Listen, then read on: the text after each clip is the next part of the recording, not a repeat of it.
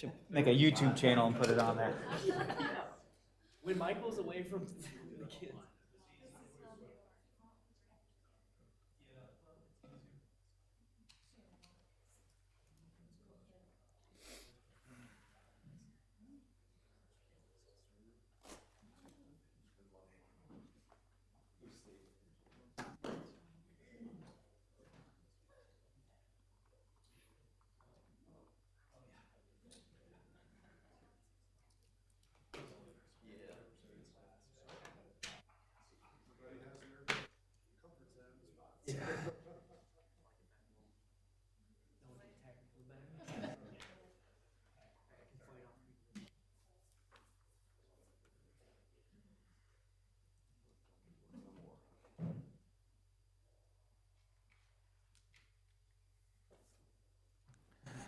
Okay, good evening, everybody.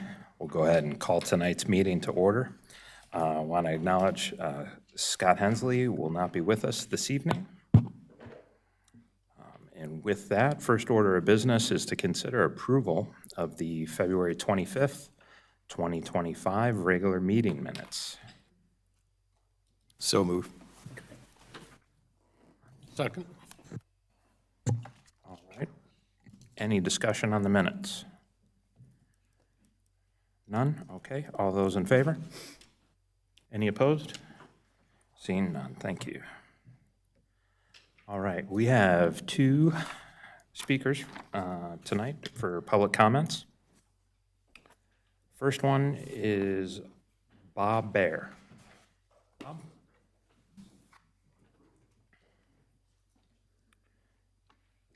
Sir, name and town for the public record, and then you will have 3 minutes. Bob Bear, 23-year resident of Northstown. I'd like to start by saying that in every one of these development discussions, there's always at least one advocate of these projects who pulls out the vocal minority argument. Pretty typical tactic, try to minimize your opponent.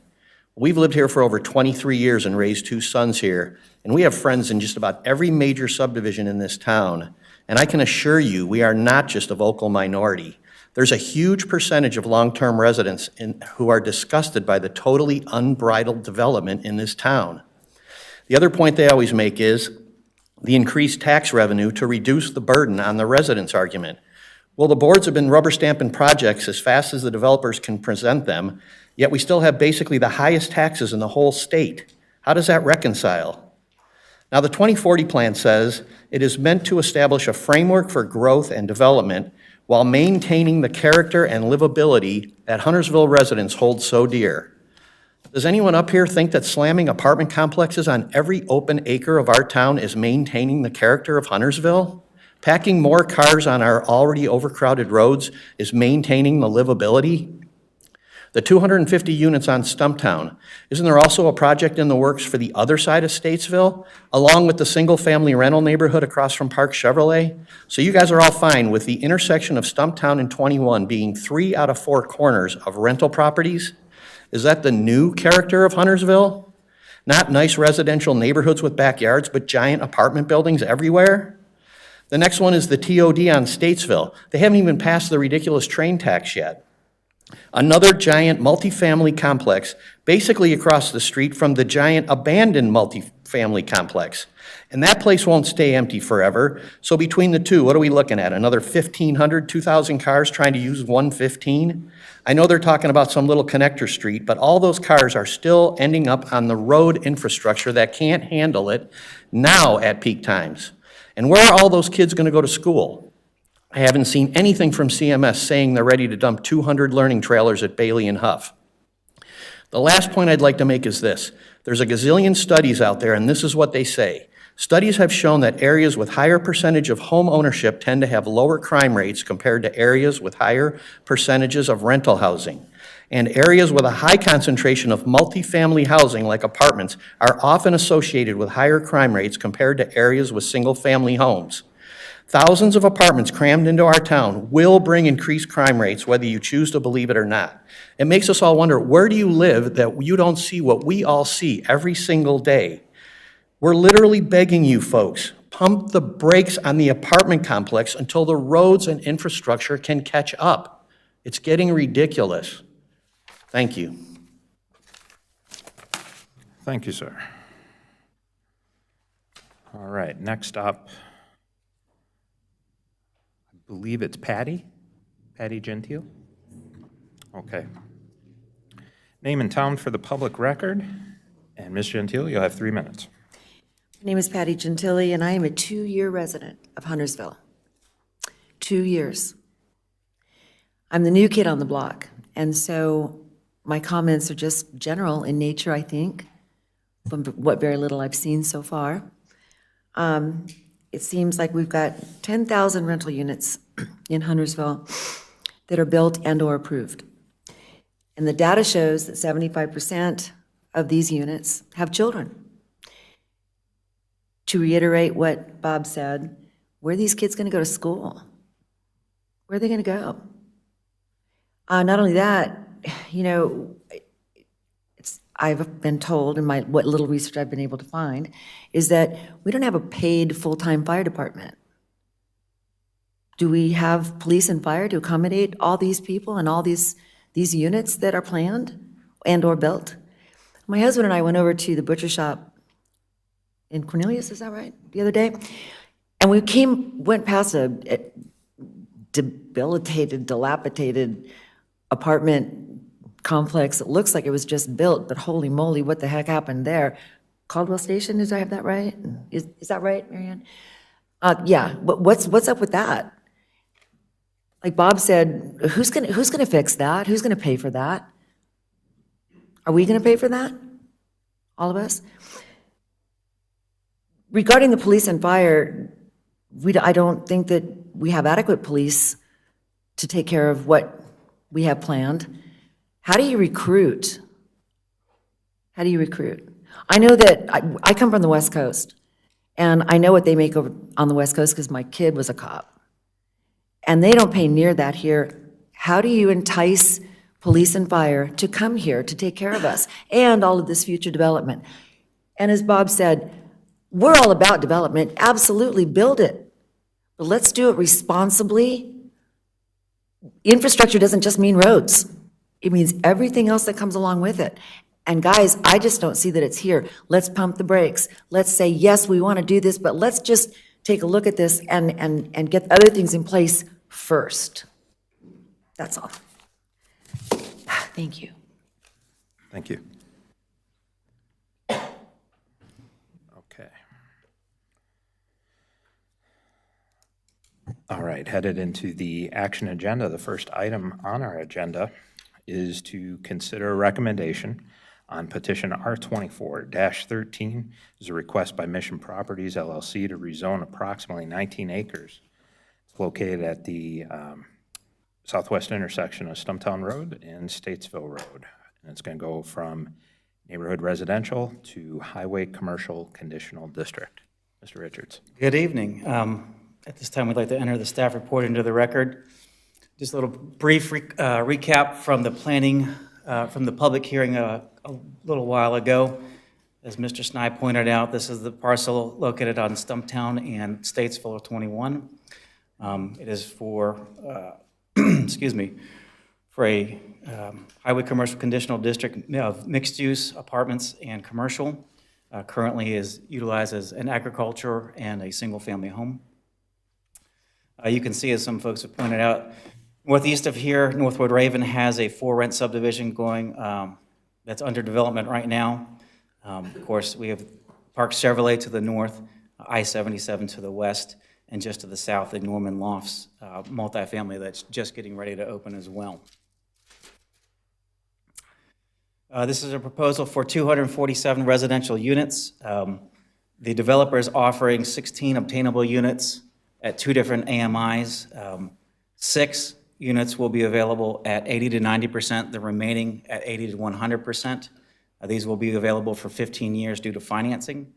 There are a couple of modification requests being requested for the development.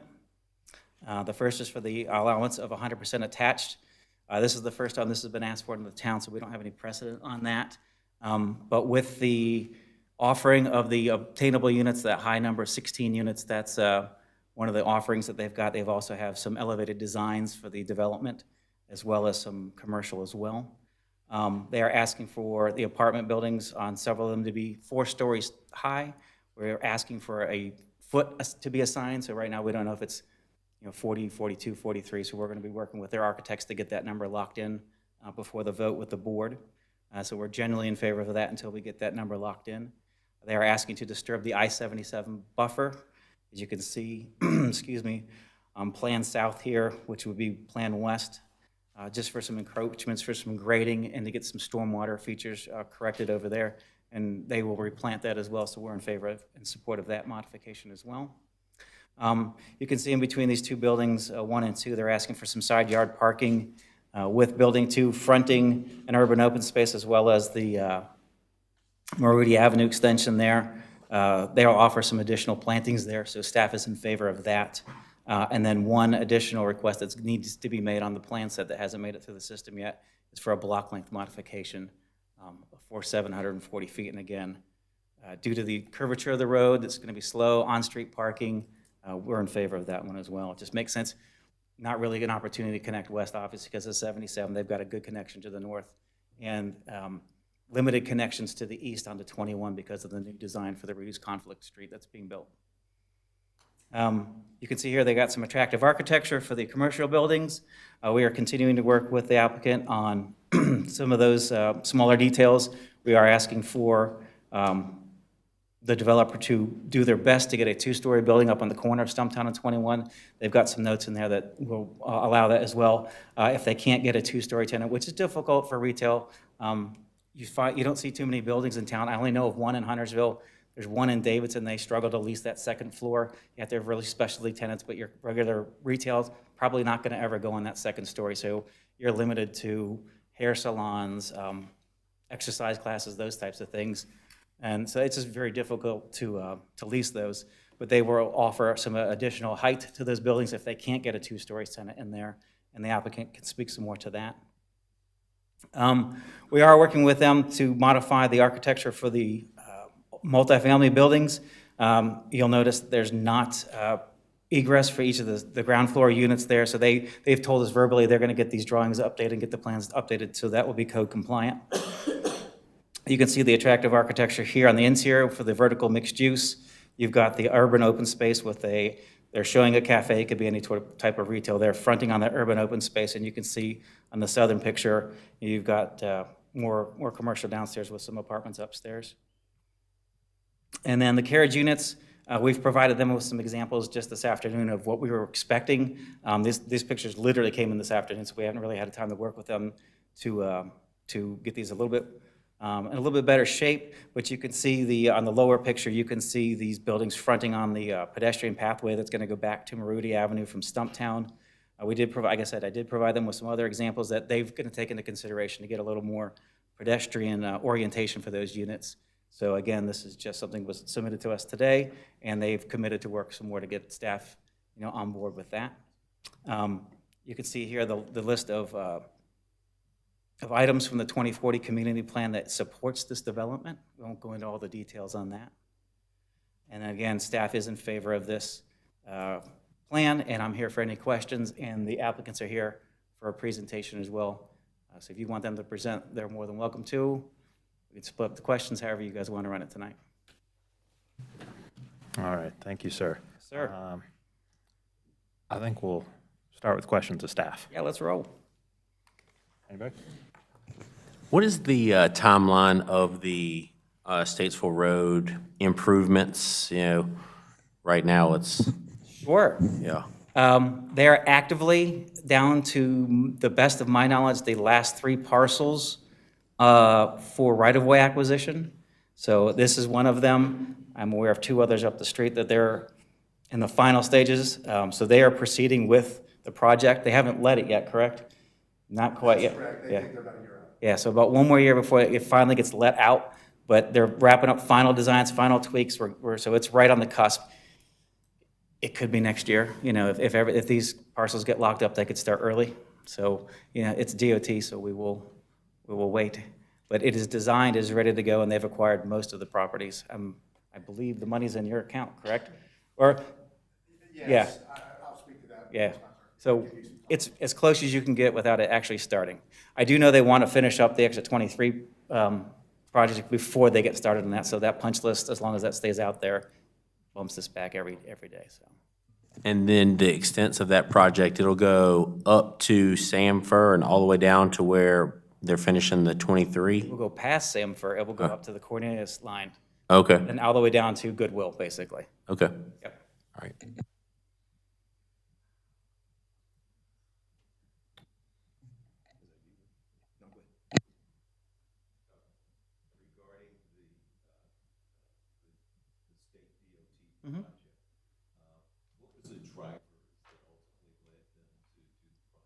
The DOT? Sure. As you remember, as part of the I-77 project, there were money set aside for infrastructure improvements in Mecklenburg County. Most of those projects were located in Huntersville. At the time, the allocation was $500 million. I believe it's up to about $1.5 billion right now for those projects. So this is one of those projects that was on the list. You had this one, you had several to the south, you had the widening of 73. I mean, there's a long laundry list of projects. Sure.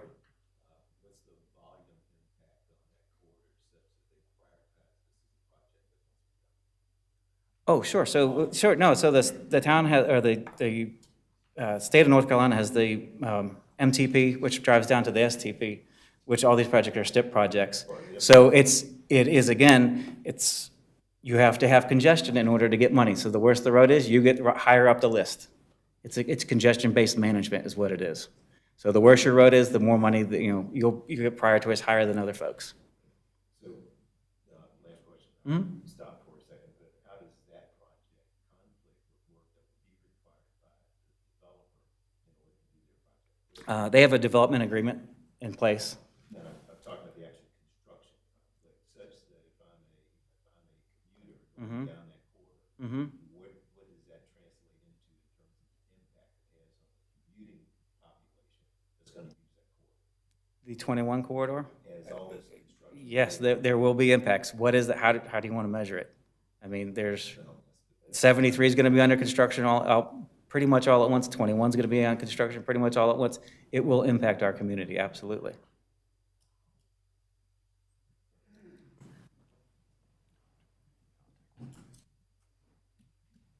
So walk us through the waiving of the 30% attached, what we're getting for that versus. Sure. So they're offering the higher level of design, elevate. They're going above and beyond the town's requirements, the basic architecture. You can see the styles of the building are elevated. They're not flat brick. They're farm style. I don't know if this really has a genre for this name yet, but it's contemporary, it's attractive. Their urban open spaces are some of the best we've seen in town yet, so they've elevated those.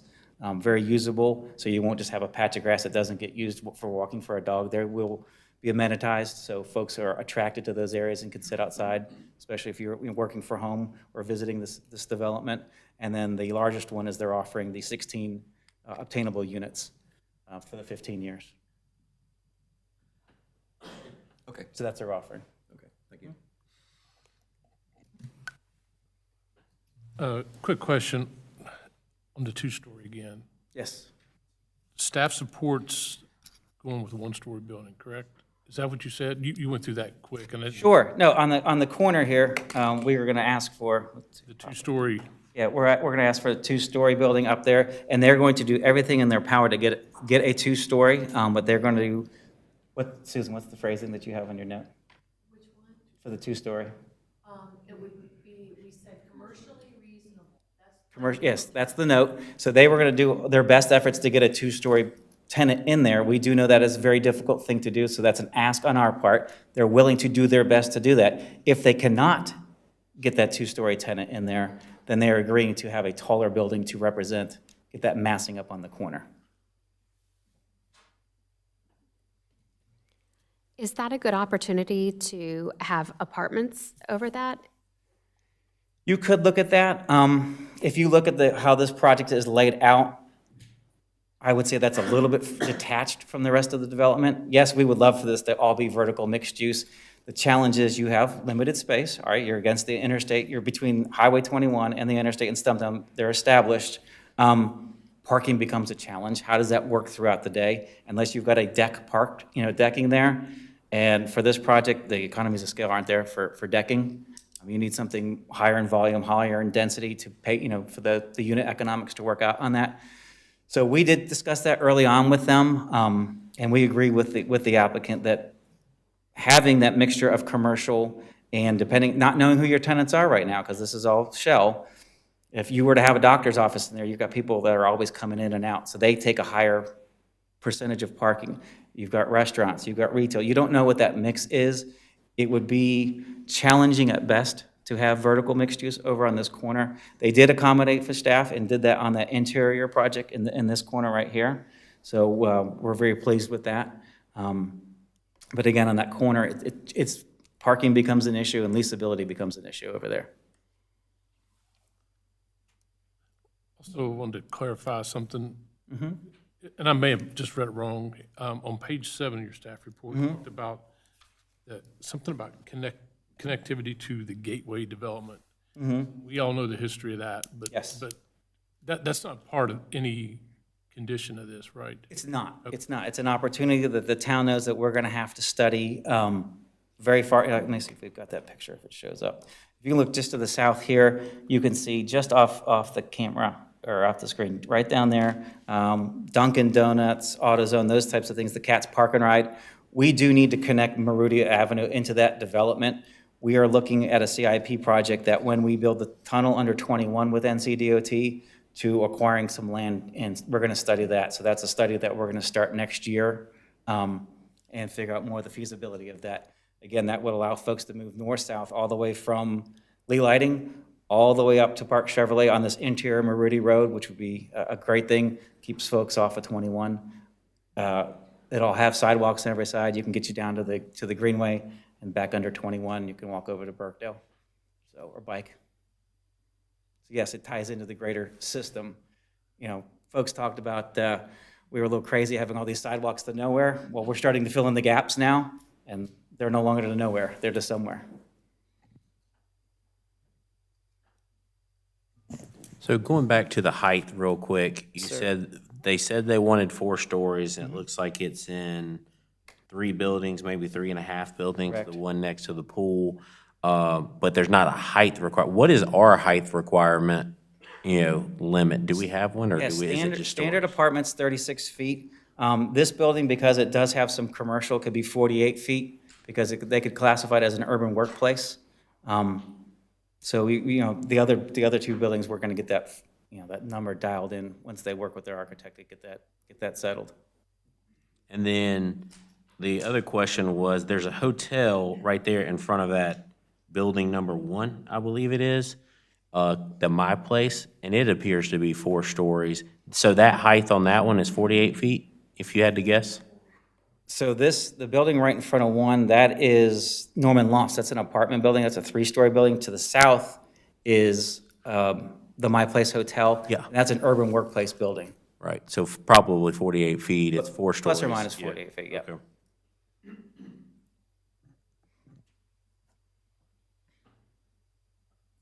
And given this condition too as well, the land falls towards I-77, so if 21 will be high and it's gonna go down towards 77. So again, massing scale, you've got you're gonna have the 4-lane divided highway there. Massing and scale is not an issue for staff on this. Yeah, and it's back towards the back of the property, I agree. Just so that I understand the staff recommendation, I believe it's number 5, modification to allow 100% attached residential. Yeah, I think you put something like further vetting or something, but are you essentially saying the staff is okay with this depending on final evaluation of the elevation plans? So again, we do want to work with the architecture on the building and make sure everything's dialed in. We're 95% of the way there. We would like a little bit more urban architecture, which they've agreed to work with us on that, get those ground floor units accessible. And again, they have committed to the 16 units of affordable, which helps staff get comfortable with that 100% attached. So just seeing the final, it's Sure, and Before just you like, officially say. just like every other case, as we work through these things, we got these questions, this staff report was written, 12 days ago, they've committed to all these things, so it doesn't get updated before it gets into your hands, and that's what we're here to speak about tonight. Okay, thank you. We're very comfortable with that. And then lastly, just to go over the schools, right? I know you're not intimate with CMS, but they're supposed to be building a new middle school that would be semi-close to this property. I know Correct. that doesn't solve, 100% of the problem, but has anybody talked to CMS about, Huff being overcrowded and all that other stuff and what these new dwellings bring to Sure. the area? Yeah, and I can speak a little bit about that. As we look at infrastructure in the state, schools is one of those things. And the way money is allocated for students, you can't anticipate future growth. The folks have to actually be here first before the school system can plan for it. So, I'll speak to something when I arrived 20 years ago, CMS declared there wasn't going to be much growth in North Mecklenburg. We all thought that, we all knew that was not going to be the case. And so it's here, that just if you go due east on Stumptown Road, CMS has purchased a large portion of the Monteith Park subdivision. They will be locating a middle and elementary school on that site. The middle school is in the CIP to be built. They're probably 6 months to a year behind schedule on that one.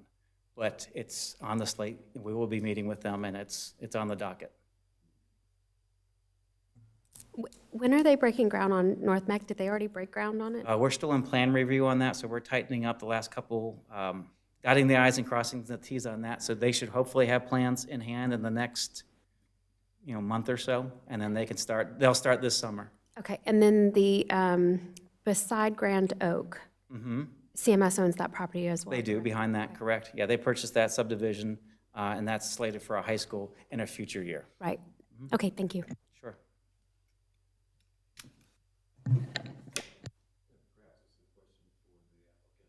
Sure.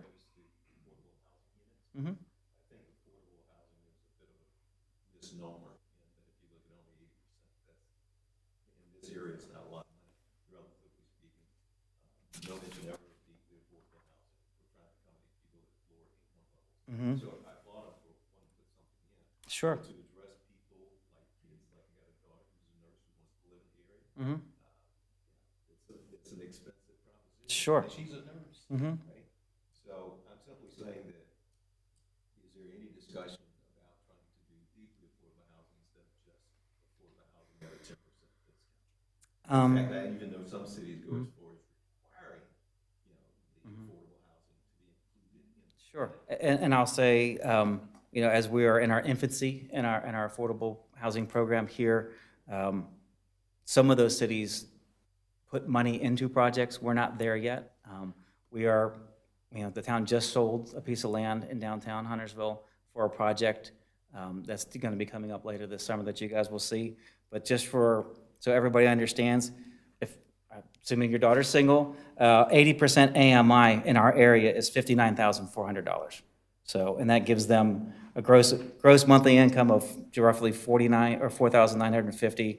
So putting $1,485 towards, your housing costs. That's how that 80% plays out. And they can speak to their potential rents. That's not something that we, get into right now. But again, we're just starting our affordable housing program, and we'll see where that goes in the future. Just for clarity, most cities don't put money into it. What they do is they generally offer a couple of different options. One is they will concede certain aspects or requests from the applicant to make changes, and in exchange for that, they generally do deeply affordable. So you, Raleigh, for example, is one who does it. Charlotte does that as well. and that both of those municipalities put money into those programs. No, the way they get the actual housing as deeply affordable is by negotiating with changes in the applicant's agreement that results in them getting the approval.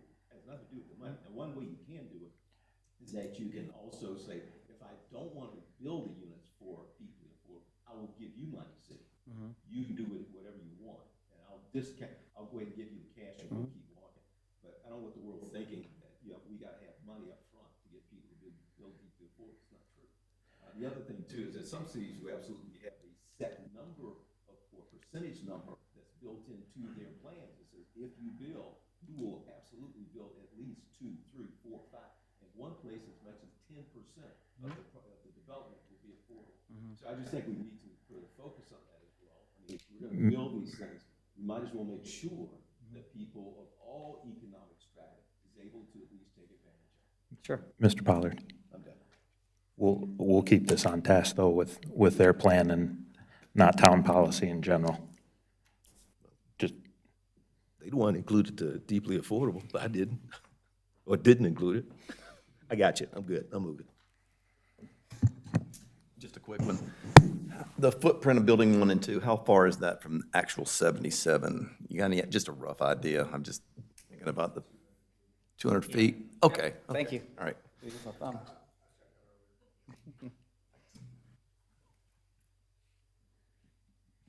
all right, any other questions for staff? No? Okay. If the applicant would like to come up and present?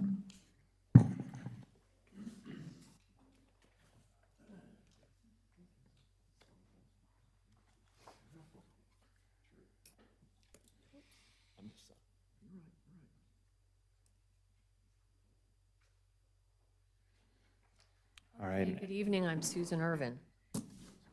Irvin Law Group, representing the applicant. Jason MacArthur is here with Mission and will be giving part of this presentation.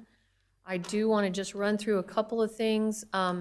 Brian did a great job of talking about where the nodes are, and this shows you where the property is in relation to that central node.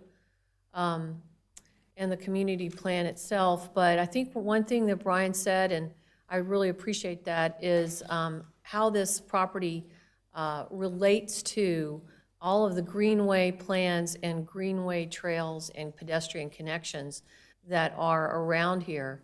And the fact that it kind of is a central location that, that connects all of those. This slide really kind of shows you that slide from the community plan, how this project is accessible to all of the different greenway connections, not the least of which is the one that comes from downtown and goes under I-77 to Rosedale. And this project would be directly connecting to that and also to the park and ride. So just a lot of places that it connects to and provides a central access point for. Also, the North Mech Park that's under improvement right now, and just really being able to pull all those together. This shows you the vehicular transportation network and the rail, and also the rapid transit, kind of how those relate to this project location where that star is. Again, providing that kind of accessibility and vehicular and pedestrian movement. I do want to mention attainable housing here. I think there is some need to talk a little bit about what that really means and who these units are affordable to. The 80% to 100% AMI is based on a regional median income. And that's rental rates that are based on residents spending no more than a third of their gross income on rent and utilities. And these are the examples of the types of people who are the beneficiaries of that type of housing, very important community members who should be able to live in the community where they work. I think Brian did a good job of talking about the roadway improvements. I am going to ask Jason to step up and talk a little bit about the rest of these slides. If you want to, maybe answer some of the questions that were raised. Yeah. Good evening, ladies and gentlemen. Jason MacArthur with Vision Properties. I am grateful for the chance to speak to you. I do want to thank the planning staff and Brian particularly for his presentation. I want you to know at the onset a few things about Mission. We're a small development firm. You're dealing with the principals. We're in the audience. We're not representatives of an amorphous company that's West Coast based or out of state. We're local. Some of the things that were talked about are near and dear to my own heart. My mother was a nurse and in retirement.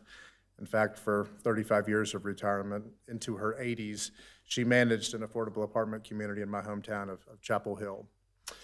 I have worked for large development firms. 21 years ago, I started Mission, really for the simple reason that I cared. I cared too much to work for the big companies and to have the things that I cared about overruled and looked over. We pride ourselves, not in much, but in doing the very best we can. We're people who do the things that we say. I want you to know it's been a journey to get where we are. The plan that you're looking at is a result of many, many iterations collaboratively with staff. Your staff have done an excellent job of pushing us.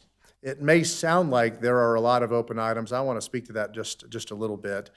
You need to understand how extensive your code is, and if it's a checklist of 10,000 items, there's questions around maybe 3. And even those, I'm not sure that there's not pretty clear consensus about them. But this plan, you all are the planning board, and I just want to point out fundamentally the nature of this site and why it calls for the solution that we've offered. It's bounded by an interstate and a highway that's about to have its capacity doubled. Stumptown, the intersection, we had our traffic engineer for the earlier presentation to the city council. It's going to almost triple the through capacity through that intersection. Wait times will be cut by 2/3. There's significant improvements coming. I have I've probably been contacted with DOT on 6 occasions in the past 3 months. The project is happening. We've already entered into a development agreement with them. The access points to our site are fixed. That's part of why the site is organized as it is. Some of the things you're getting that I think are worthwhile to dwell on as planning board. Maruti is a piece of road that it will be one day public right-of-way. The town has not accepted it yet for maintenance, but we will take it as a road from nowhere to nowhere and tie it in to Stumptown Road, and you will finally have a road that takes you somewhere. It will be an amenitized road. You can see even from this image the activization of it with the street trees, sidewalks on both sides, elevated crosswalks, the open space that lines at the pocket parks, the pedestrian throughway that exists because we're prohibited from DOT from having a second curb cut out on Statesville. This is a really, really well-organized plan. I do want to clarify that staff pushed us from the onset on the commercial village that they wanted really for massing purposes to balance the project bookend. It was the term that was used. A couple of the buildings to have a larger mass, and Brian and his staff look at a lot of projects every month, and the notes are tedious, but I just want to be clear that the notes from the onset have committed that if we could not get second-story users, we would build the volume of 2 stories. We reserved the right to connect any 2 buildings together, and the reason we did that is that may help us in our strategy to get an actual second-story use. An example of that might be medical office. That would be a larger format building. These buildings, as you see them, are 6,000 to 8,000 square feet, as is drawn. They're relatively small in scale, and so combining 2 would not be an overwhelmingly large scale. It might be 24,000 square feet if it was 2 stories. The amount of square footage that we asked for has always contemplated 2 of these buildings being actively used 2 stories, and I want to point out the alignment that we have. We're paying a fixed price for the land. The more rentable square footage we can put on it, the better the economic outcome for us. We have an incentive. We just don't want to set ourselves up to fail. We looked at a piece in Davidson, not to be unfair to Davidson, but I will tell you, there's a piece in Davidson that has more than a dozen years of history, and the reason it's still sitting there, it's surrounded by single-family development. It had a minimum threshold for the commercial piece, and it's so high, nobody can hit the bar. And so Lennar Homes owns the site today, and they literally can't give the site away. And the reason for that is, in addition to a grocery store, it requires 70,000 square feet of small shop space. and there just isn't demand for it in this location, and it's unfortunate. We want to avoid that situation. This is probably a 2-year leasing effort to lease that much commercial space. We think this is a location that wants services. We think there are certain intersections around town, understanding the feelings of the audience against growth, but there are locations that make sense. And this is one of those. This is going to be a significant intersection when these improvements are made. We can capture a lot of trips here with this commercial village internally and nearby. And we think that's good planning. We think the through road is good planning. We think the roundabout is good planning. We think the mixed use and the synergy the two sides of the plan have is good planning. The architecture, because we're the developer of all of it, will be cohesive. It will speak to one another in a coordinated way. In terms of the open items relating to architecture, I say this, God is my witness and all of you, we're down to really, what we're discussing are the elements to embellish the access points to buildings, the gabled roofs over them, columns, things to highlight the front doors. That's really what's at issue on the multifamily. That's something that we can resolve. We did send some images of carriage houses that are actually been built, the small buildings, on this building particularly. There's an entrance there. We can do better than that. We acknowledge that. We have since moved it to the larger face of the building. We put a canopy over it and columns. We've added sidelights to it, and that's just our first pass. We're happy to satisfy staff's concerns as it relates to architectural hurdles. I will note the staff process downstream, we can't build this until the staff have signed off on the actual construction drawings and the elevations. So there is an opportunity to address those lingering items. Height, that we did not, it's on us. We asked for 4 stories, and with certain back and forth with staff, no one asked about feet. It's 42 feet is what we're looking for. There's an answer to that. We just didn't know there was a question. We described it as 4 stories.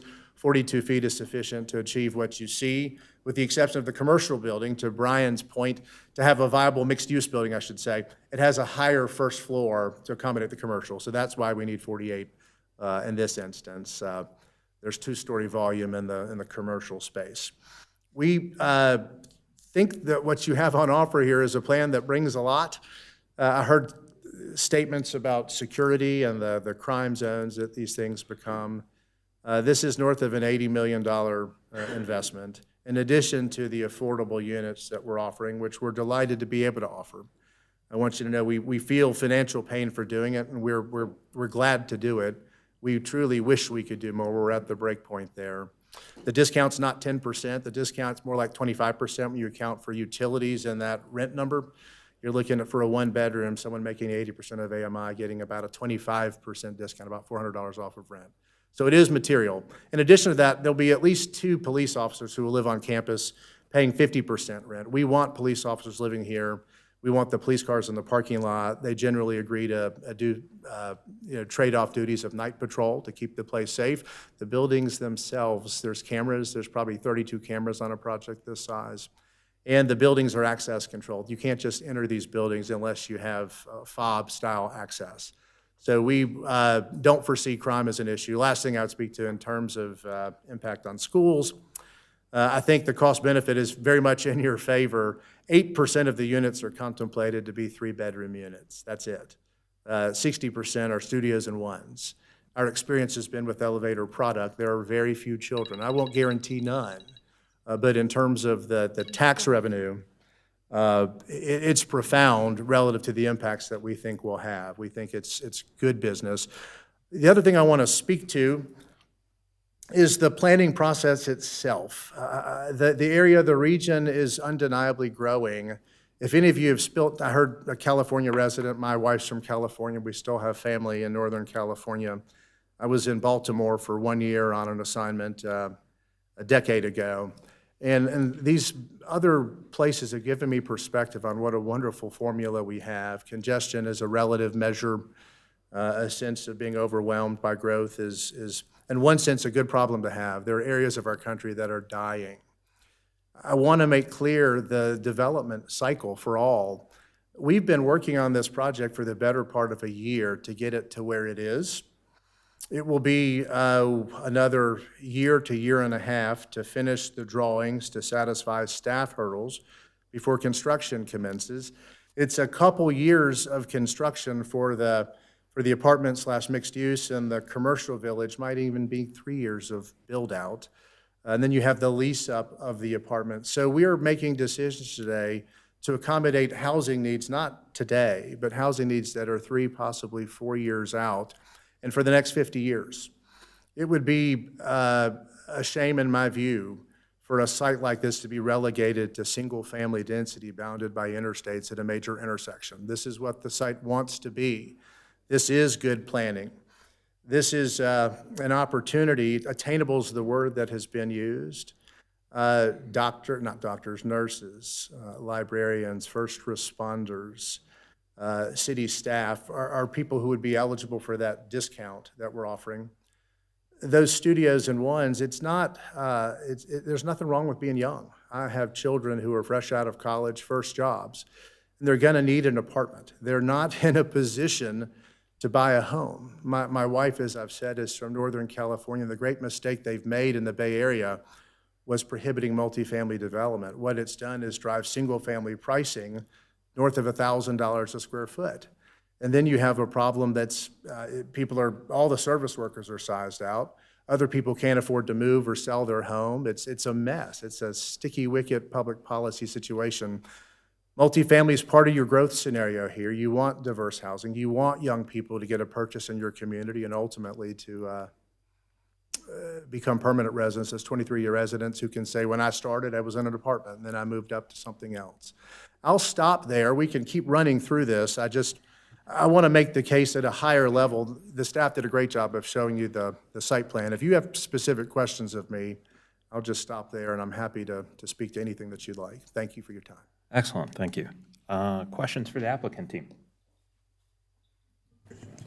Yeah, so you referenced the timeline a little bit of when it was going to come on board, the apartments, as well as you didn't really speak much to the commercial, but it sounded like you thought 2028, 27 is when the... 28 is when they'd come online. All right. The commercial would be built simultaneously, but we would build it as buildings are leased. It's a 2 to 3 year cycle to lease that much commercial. And so the commercial could have a 1 year life cycle to be finished after the apartments are delivering. Okay. Yeah. 2028 or after. Yes, yes.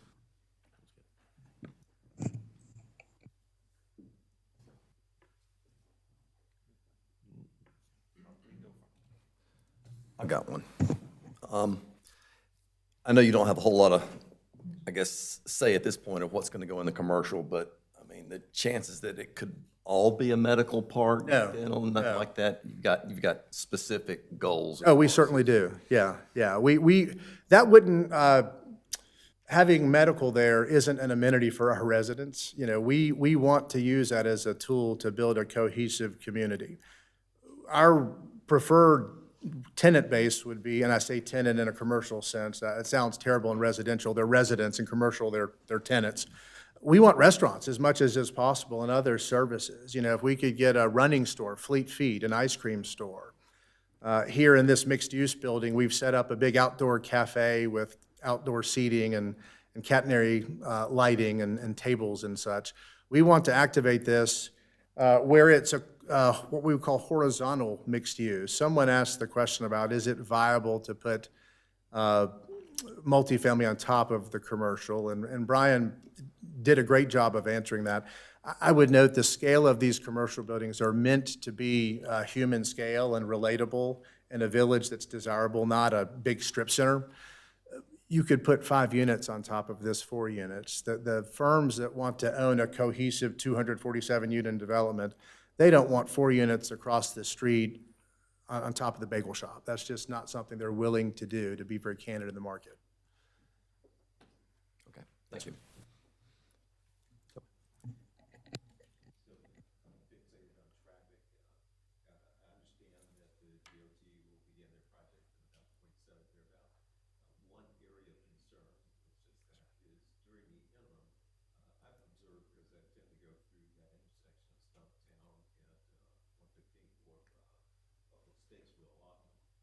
Queuing today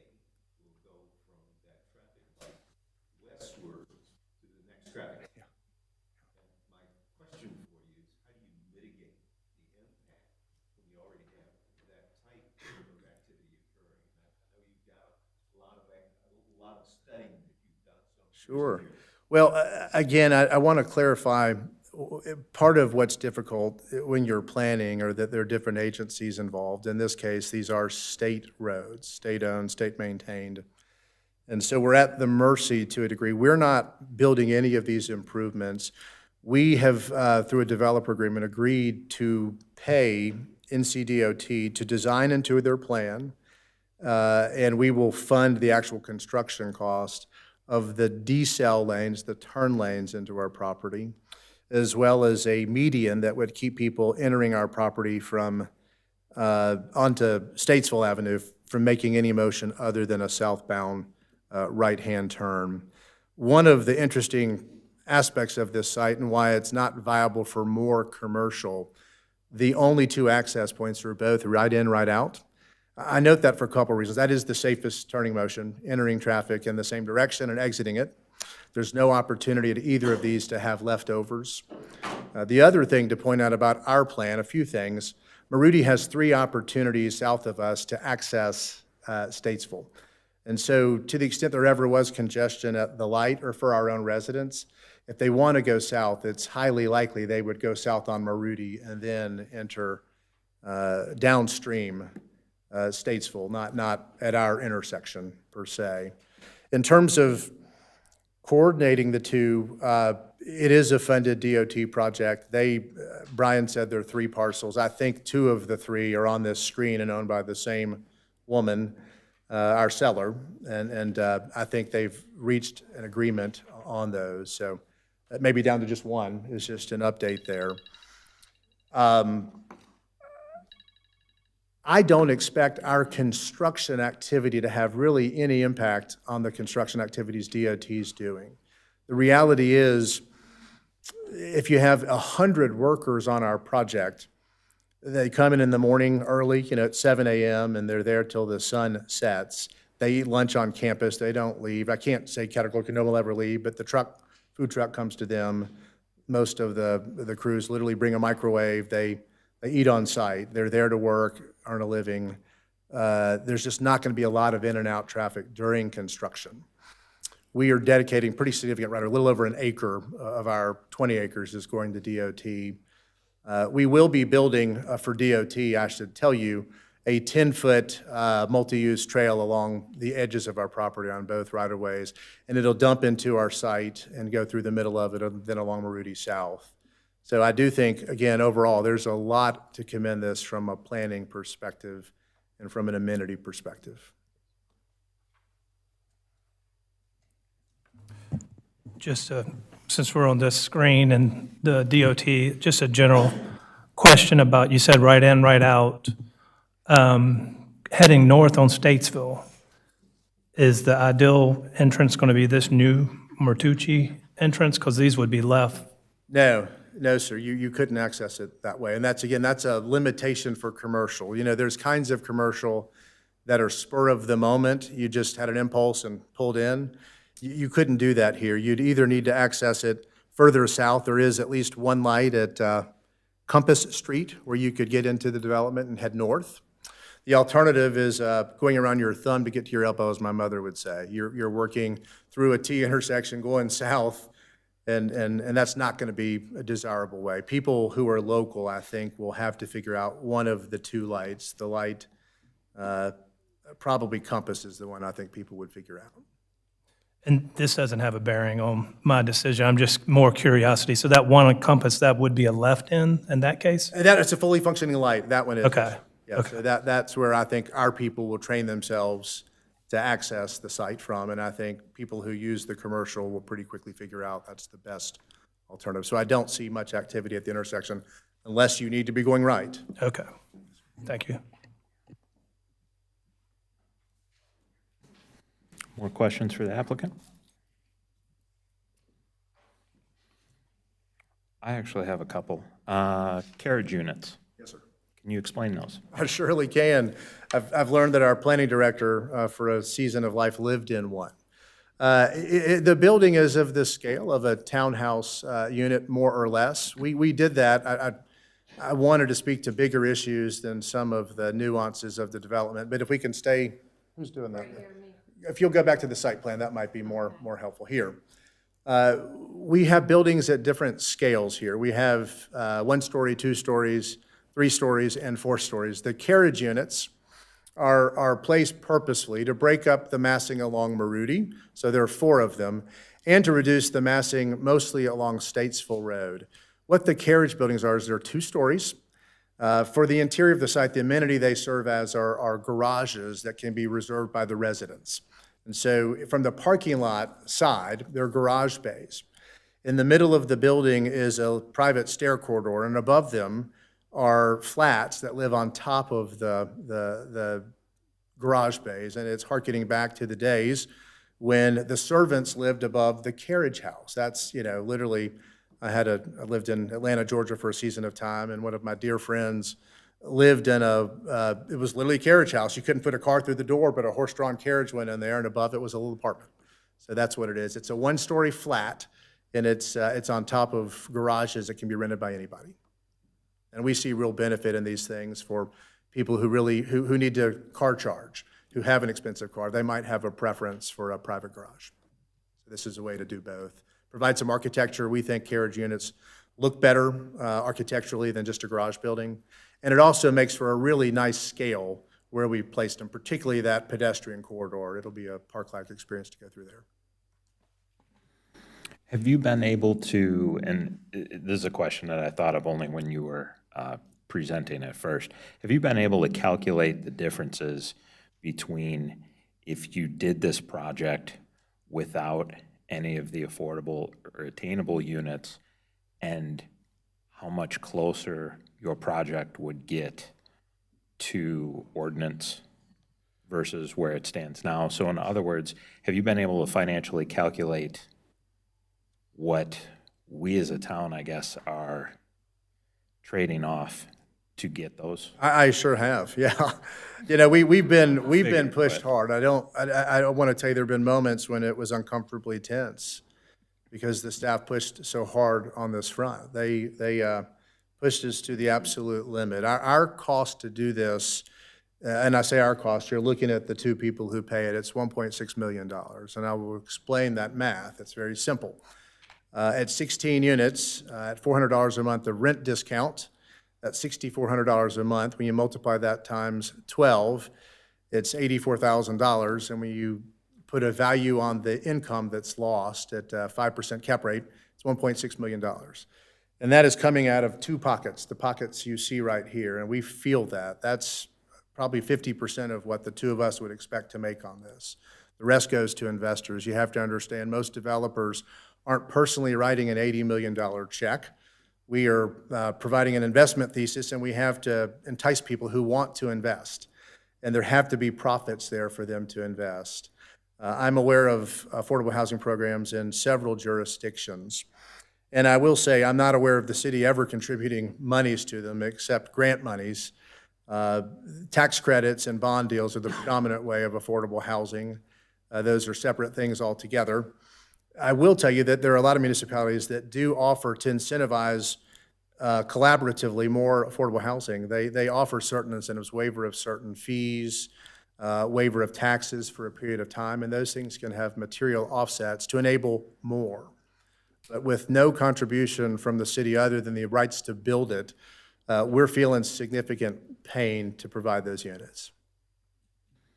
And so at, what'd you say, 1.6? Yes, roughly? If you had 1.6 more available to you. You could double it. It's just math. Yes, sir. No, but I mean, in terms of then, have you conceptualized what the project would look like if you had 1.6 more to develop it in terms of the way our code's written or whatever? I'm trying to see where like the trade-off, right? Essentially the negotiation, if you will, between the 2 sides there has gone on where, okay, we as the town want X, we're really encouraging you to do this number, and our trade-off, I mean, you have 100% attach, which is, has been explained, that's not something we've done before. The 4 stories, depending on the scenario, that's certainly come up before. You know, that type of thing. I'm just wondering how many adjustments you've had to make in this direction, deviating away from our code to try and offset 1.6 in lost revenue. Well, the deviation, just to be clear, we met with staff before we drew anything to talk about the site. And our understanding at that time is there was a newly developed ordinance that provided new, call it levers, call it options for the staff to support things where there were variances. And so you need to understand these things were offered to us. We didn't start with it. We had no knowledge of it. Staff told us we can support certain things if we get quality design, if we get affordable housing, and we responded to that. We didn't coerce staff into this plan. The ground rules were laid at the onset, and they always involved 100%. And the asks were high-quality design, a mixture of uses, as much affordable as we can offer, open spaces, connectivity, affordability, all those things, and we think we've hit everything we've been asked to hit. It's jarring to me, again, we're a year into the process, and everybody's entitled to a perspective, but until our meeting a couple weeks ago, no one had said, whoa, 100%, that's a big ask. No one had framed it that way at the onset. I do want you to understand that. They framed it as, we can offer this to you, and what can you offer me in return? And what you see is what we were offering in return. Brian may have a different memory of things, but that's honestly how I think things transpired. I mean, admittedly, that does sound like the direction that ordinance, that change to the amendment, I'm blanking on the number, but that is why it was created and for opportunities like this. So, and again, that's something I just thought of while you were presenting, so I appreciate exploring that. Any other questions for the applicant? No? Okay. Thank you for your time. All right, thank you. Okay.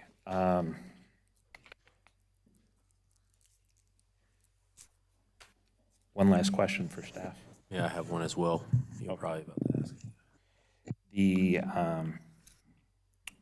vesting period for the units, is staff made peace with that? Sure. At 15? Yeah. Okay.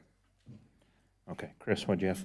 No, I was just going to clarify the fire protection. It was a comment about us not having full-time fire, but I believe we do. Full-time on-staff fire department. Yeah, that's what I was thinking. And that's looked at, you know, every year at the board level, and if we have to put on more firefighters, full-time firefighters.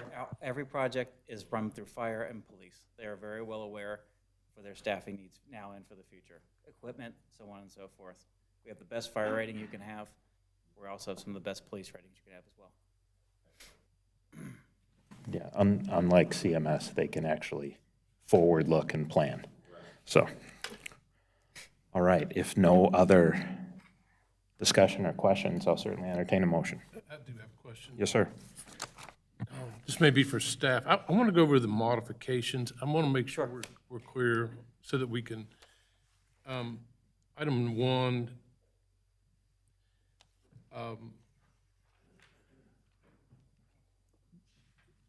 I guess it should remain as it is stated on the plan, correct? I mean, that's, because it's different in the staff report. I just want to make. Yeah, we'll get that cleaned up. Okay.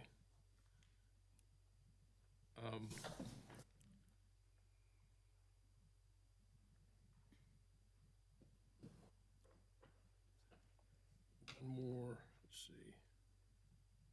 Okay, that was the big one. I'm sorry. Sure. So it's currently neighborhood residential, which doesn't allow commercial, I get, but it does allow some denser housing, correct? I mean, you could put, we can't attach anything in neighborhood residential. Would be the max. And you would have limited commercial, nothing of this intensity. Right, yeah. But you could still put townhomes, or you just wouldn't be able to put So, apartments. yeah, so if you were to be able to put 100 homes on there, for example, 30 of those units could be townhomes. Okay.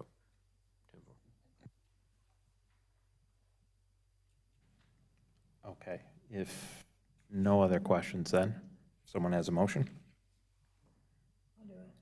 Jody?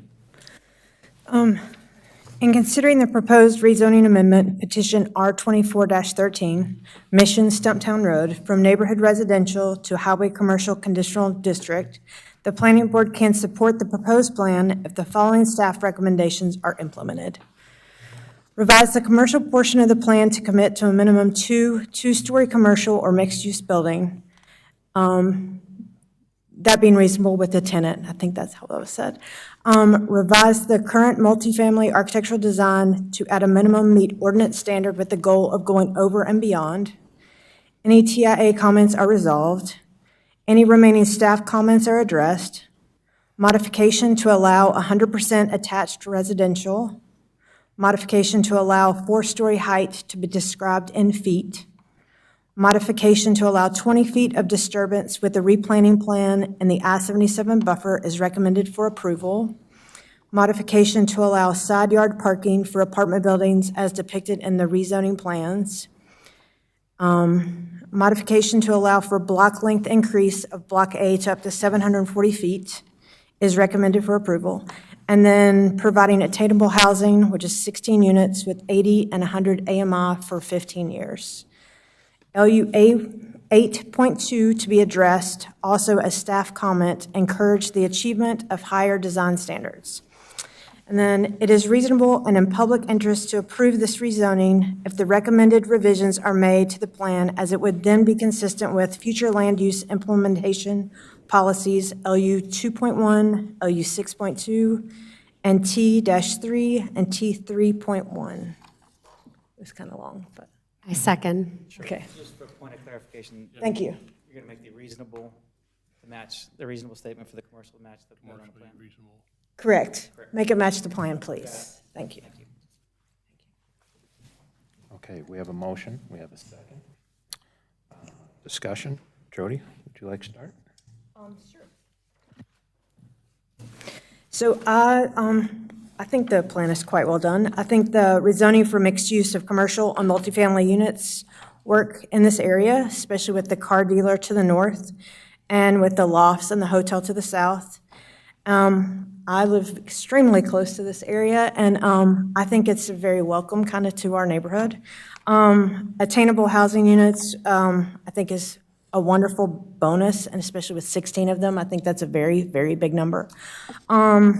I also like the road improvements. Even with the density of housing, I think it's very, very wonderful that there's an access road on the backside where you don't have to access Statesville Road, that could possibly join up to Katz. And I love the Greenway idea, and it meets the bus. And I think this just meets so many needs in that area that I think it's really beautifully laid out, to be honest. That's it. So I voted no on Burkdale last month, and I did it because the public transportation things didn't make sense. For this particular location, the distance between the car dealership and the Katz bus lot is just over a mile. So when you account for it not being quite that long, I mean, you're talking about a half mile. That's huge to be able to walk to public transportation. And that really is something that I am passionate about. We need to make housing accessible to real public transportation. The schools are already in the works. The roads, there's a limit to what this planning board can do. We can make recommendations to the developer, although I think that this particular plan, especially with the road that runs parallel to Statesville, I think it's a really smart plan that fills a gap that we actually do have. I understand that there's lots of apartments being built, but this particular space and the proximity to both the public transportation and the Greenway, it does fill a gap. So that's my opinion. Yeah, I'm going to echo some of those comments. The location, I mean, from a density standpoint, I mean, it's the right location. It, you know, we're close to the transit, the park and ride, access to the greenways, very important for, you know, alternate transportation. You know, convenient to, excuse me, 77, 21, 115. It's in an area where I think traffic can be dispersed. So that's why I'll support it.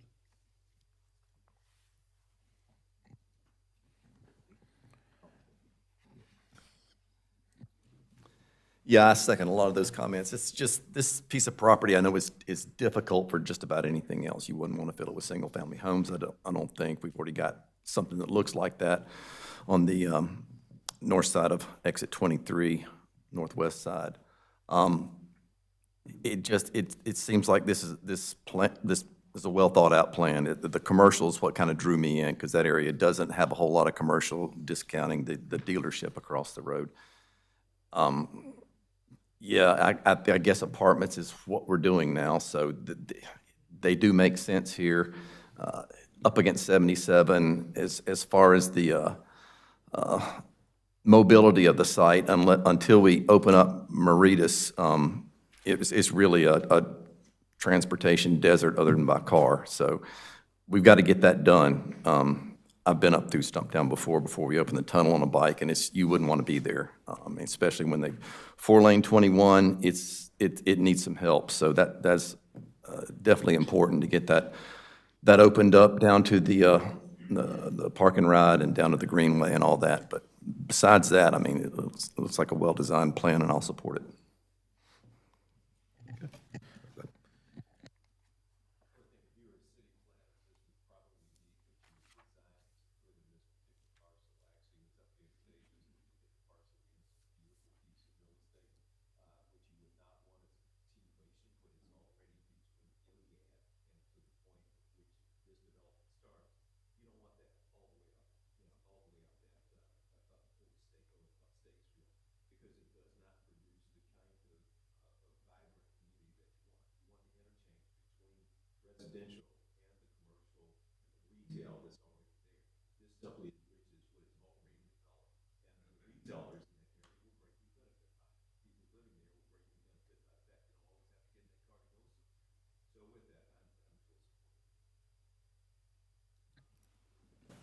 For myself, I would just encourage, in general, encourage the town board to take a look at what the plan is as it relates specifically to apartments. When I look at this plan and the amount of thought and detail that's gone into this, it's so much better than some of the stuff that's been delivered by right, some of the stuff that's been approved in the past. I think in part it's because of the new ordinance from last year, and it allows essentially some negotiation, it allows some collaboration, and we're starting to see it in better products. But I would still encourage the town board to overall look at this and understand what we have already delivered, what we have under construction, what we have in the approval process of various stages. It's important that they know that and that they come up with a strategy, as there is certainly much more latitude from the electeds than there is from the 9 of us, or 8 tonight, that sit up here. But as far as how this particular plan was designed, it just absolutely makes sense. So, any other discussion? Seeing none, okay. All right, all those in favor? Any opposed? Motion carries. All right, thank you. All right. Before we jump to 4B, just a quick question. Can anyone tell if Michael's microphone is, the levels are working? On the last one, when you pressed it, you muted yourself instead of unmuting yourself. Did I mute it? If you want to tap it. Okay. Okay. All right, good. Sorry about that. all Just good. little housekeeping. You have some additional housekeeping on this one. Yes, we do indeed. You want to go ahead? Yes, for,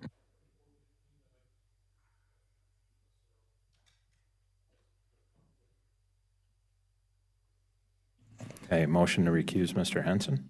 I'd like to make a motion to recuse Mr. Henson. Second. All right, and I'm assuming no discussion.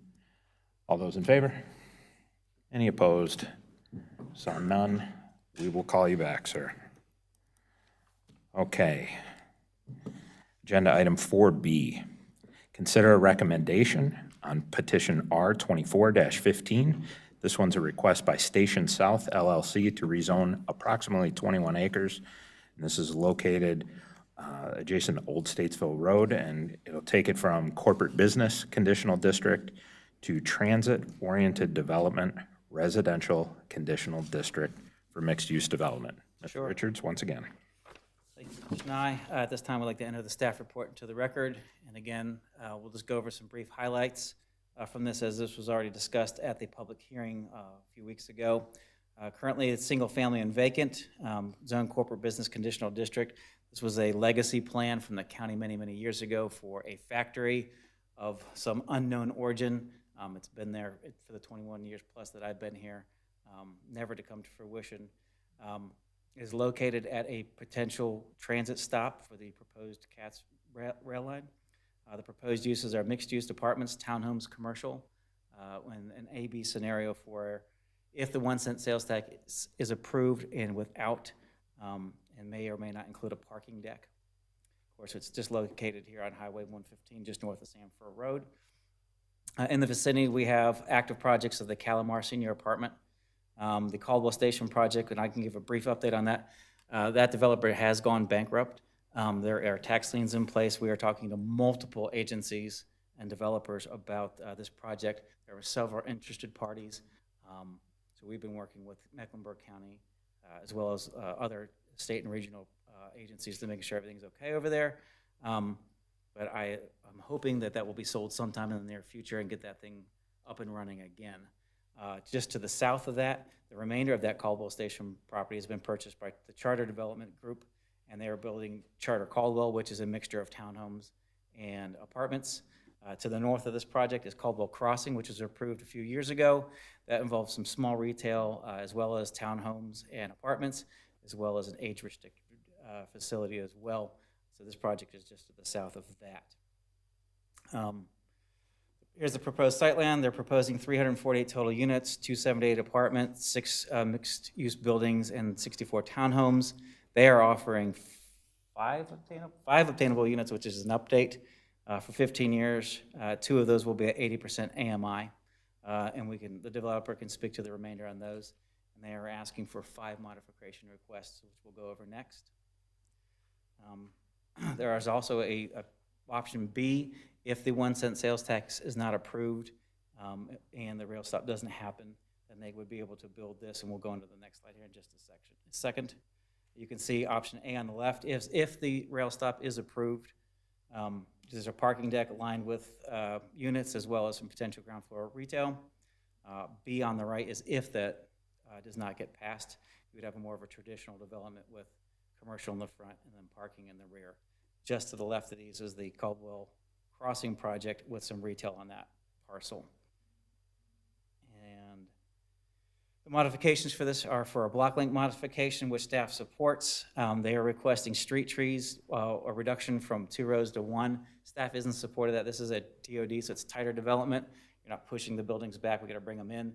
So that is an ordinance change that we'll be making at some point in time for these areas. So we're in support of that as well. There are some small pockets of side yard parking, which they have agreed to additional screening, so we are in support of that. They are asking for a floor area ratio modification. We're working with them on that on a little bit.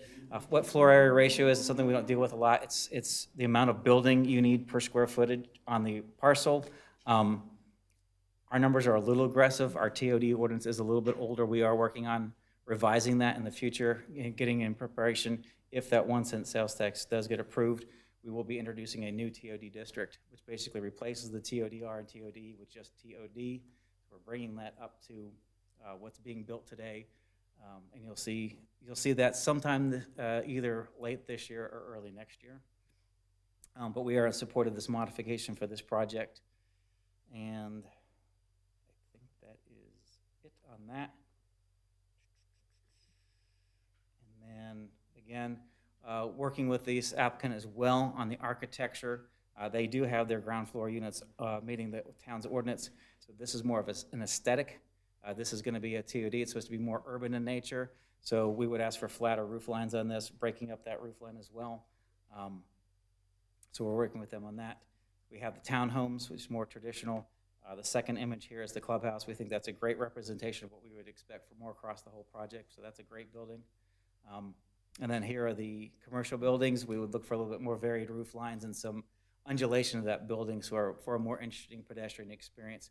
Again, the applicant said they were going to work with us on that. These are just representative pictures. And this is consistent with the 2040 plan.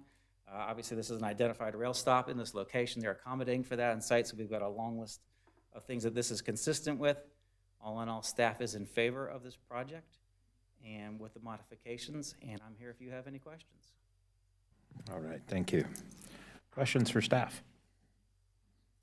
Jody? I have a question. How do you, take us from like Old Statesville Road, like into the property? Like, how do you get in and out of the property? I have, yeah. So here we go. If you were here coming up at Coach Lane, there'll be a new traffic signal right here. You will enter the project, go into a roundabout, and head south into this project. If you can see this black dashed line, this is Siegel Street or Church Street. That will come down eventually down to Sanford Road and penetrate. So when this parcel down here to the south develops, you'll see there'll be a new road over to Jamestown and this spine road. This is a minor thoroughfare on the CTP, so that's how that will you will traverse this. Just a point of clarification, the Caldwell Crossing project to the north, we all know how difficult Mays Road is to transfer or to transition. As part of that project, Mays Road will be closed, okay, as well as Caldwell Station Road to the south. All of that traffic will come down Caldwell Station Road, enter their project, come around and either use the roundabout that way or this way out to that new traffic signal out on 115. So there will be significant changes in this area in the near future. Does that make sense?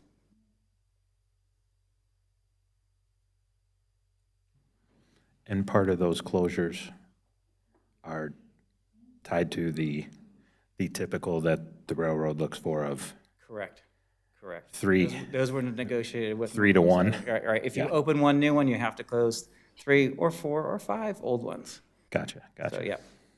And again, those crossings are not, they're not engineered very well and would never be designed today. So we're just aiding that process and getting those things fixed. Right.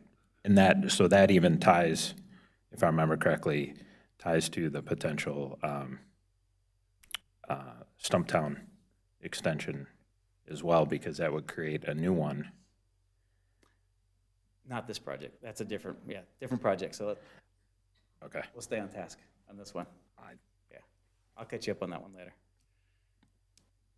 Okay, other question? Yep. Where exactly, or has it been determined where the station stop would likely be for this particular location? Sure. You can see we are working with CATS. This development is leaving this area open down here. CATS has seen and they are comfortable with this plan. So somewhere in this area, you can see also to the left, that is the station, that is the Caldwell Crossing project. You'll see here, CATS is only at 15%. They know that stop will be somewhere in that location right there. They haven't done all the math. They haven't, there will be some double tracking in this area. They have to get a bridge over Highway 73, come down and get the grade. So they know this is the location for that stop. Do they have it exactly to the foot? No, but it's going to be in that area I've got highlighted right there. What's the likelihood of that changing in the future? Slim to none. Okay, thank you. Can we go back one slide, please? Sure. Okay, so the black dotted line, that's been in the works for quite some time. Correct. That transition from the old thoroughfare map onto the CTP map, which has been adopted over the last 30 to 40 years. So that's, So this is planning that's been, if you Perfect. recall, Jack Semino said, planning's always done in decades. This is the decades catching up. This is it. So this is fulfilling that plan that we've adopted time and time again. okay, thank you. Sure. So is the parking deck just going to be open for anybody to use it? Is it going to be a pay parking deck? It's probably not a You're question asking for me a you question that yet. can't be answered at this time. I gotcha. That will be a mixture between the development and CATS and potentially the town. But it will be for the CATS rider. They've designed this for the CATS ridership as well as to, support their businesses as well. And is there a requirement for there to be some kind of, I see the apartments or commercial, whatever's on the front, I guess that's the south-facing side. Is there anything on the west-facing side as you're coming up 115, or if you look over, you're just going to see parking deck? If you look, you can see on this plan to the left, on the other parcel, the station or the Caldwell Crossing project, there are two commercial buildings there, and those can be two-story? Those are two-story. No, so south, plan south right now as you're looking is 115 kind of going Correct. right there. So if you look over, that's you're south. just going to see a parking deck, the side of a parking deck. And again, we haven't gotten to the aesthetics of that building because hasn't been designed yet. That will probably be some sort of public-private partnership. It will not be slabs of concrete. All right, great. And then going back to the Coach Lane intersection, I don't know what we're calling that. Coach but Lane? So 115 is going to have to come up in grade for that transition to happen, right? Come on up. Introduce yourself. Hey, Michael Cox. Thanks for having me. Yeah, so Maze Road, if you've crossed that, as well as Caldwell Station Road, you know it's really steep. I actually stood in Robbie Lawrence's yard for about 2 hours today and watched, 15 cars bottom out. Right. So at Coach Lane, it's at grade right there with the See that, crossing, yeah. and so it's actually going to be a nice flat crossing. All right, makes sense.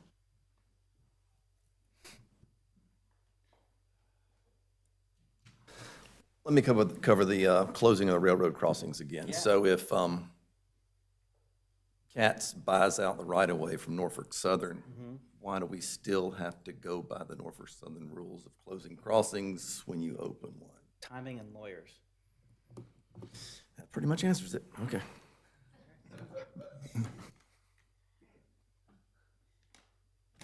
But we're planning for it. Yes, sir.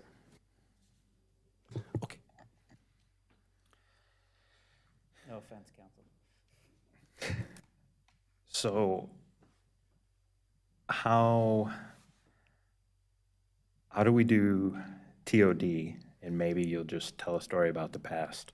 Sure. But how are we doing TOD when nothing's approved? We have adopted plans, okay, and and part of the adopted plan is the red line. This is an identified stop on that. It is not funded, that is correct. That's why we have an A/B scenario here. If the folks in Raleigh decide to put the 1 cent on the fall referendum, then it gives us the opportunity to vote for that as citizens. If that gets approved, and option A would be built. If that doesn't, option B is on the table. As you know, we've been in there a number of years. We've seen it get very close to being built, and we've seen it fall away. And then we are where we are today, and we'll see what the future holds. But we have to stick to our plans.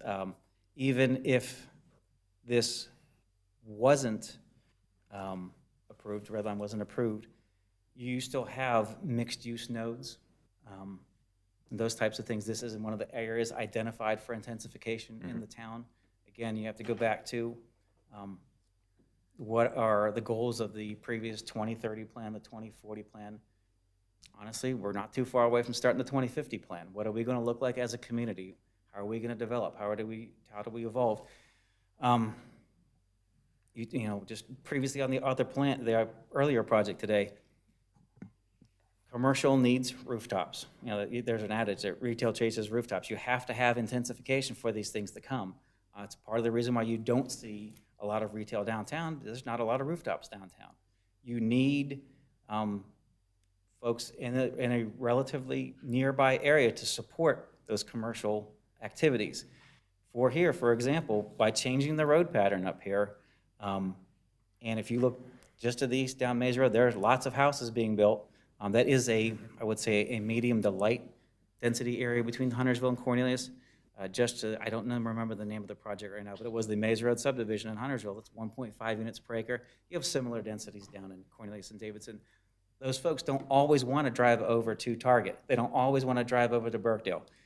If you have these facilities here, you'll have a coffee shop, you'll have somewhere to eat lunch, you'll have some shopping, you'll have, I'm sure there'll be a dentist, I'm sure there'll be a dry cleaner. Those types of support services are in there, and that's what these nodes are there for, your daily activities.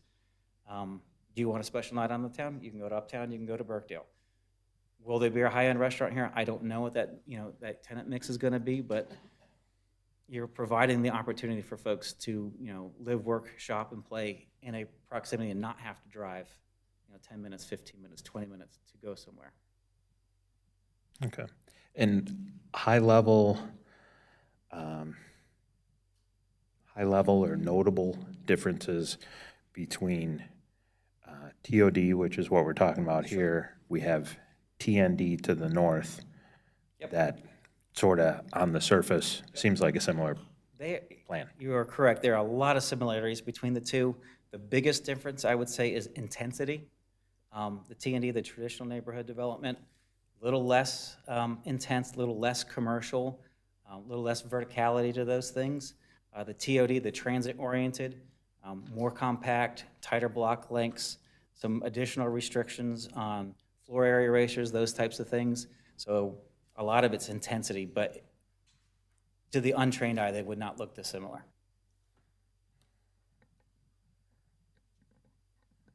Okay, thank you. Other questions for staff? Chris? Can you go back to the modifications, the floor area, and kind of ran over that one real quick, and I didn't quite grasp it. That is a great one. Okay, within half of my mind.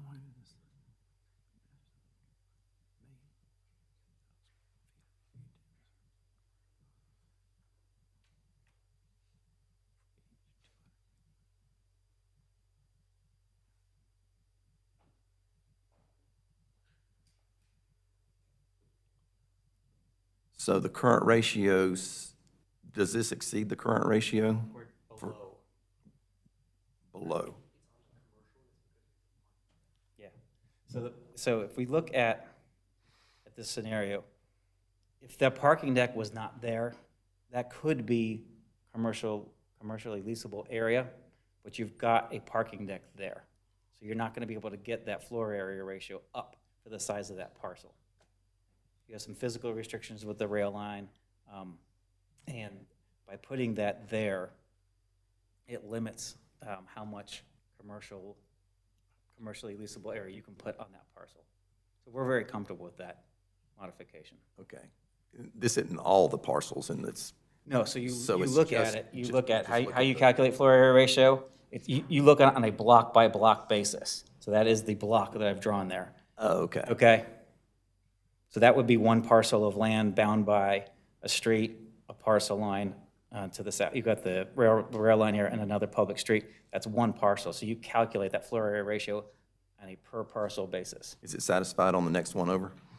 No, again, it's still a little low, and we're still comfortable with that. Again, those were numbers that were set a long time ago, and how TODs function today is not the same, or how they were envisioned. So we're looking at modifying those in the future. Knowing that that's coming, we are comfortable with either of these concepts. Okay, thank you. I think it's real critical that we have a common understanding in terms of exactly what transit-oriented development really means and the definition of it, such that if you looked at the federal level, what exactly does transit-oriented development expects to accomplish as a result of TODs? Want me to get my definition out? Go for it, because I think it's important everybody understands that, because we're going to vote on something, and we need to all have a common expectation of what that means. Agree. I don't have that memorized, sorry. I got part of it if you need some help. May need to borrow your readers.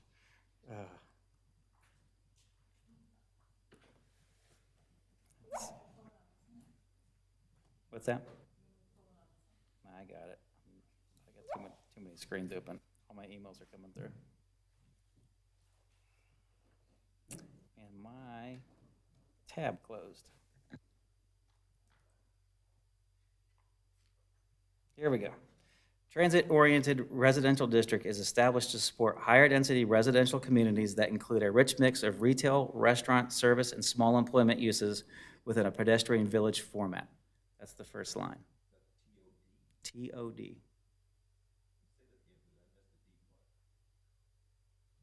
D, development? Sure, the transit-oriented residential district is, so TODR, right, that's what this is established to support higher-density residential communities that include a rich mix of retail, restaurant, service, and small employment uses within a pedestrian village format. There's more, but that's it in a nutshell. Sure.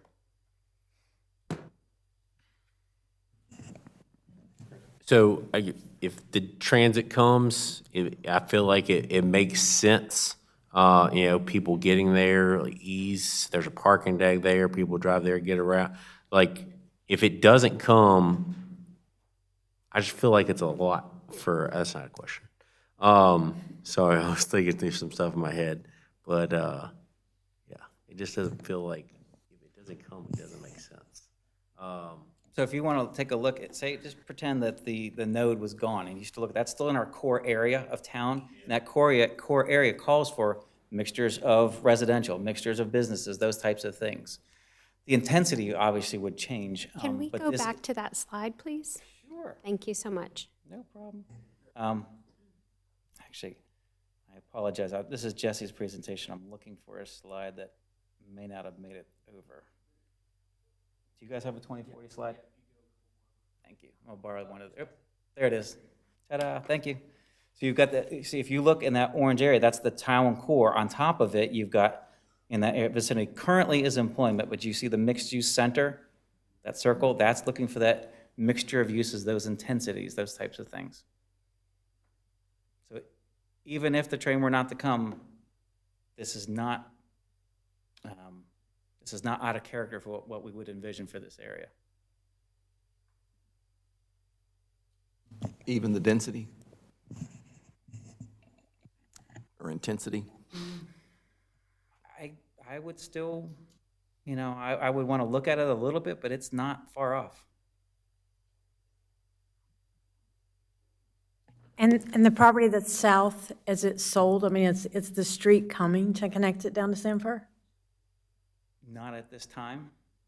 Did you like have a future ball, like a crystal ball kind of thing? I mean, would it be like 50 years away or? I'm not at liberty to Okay, okay.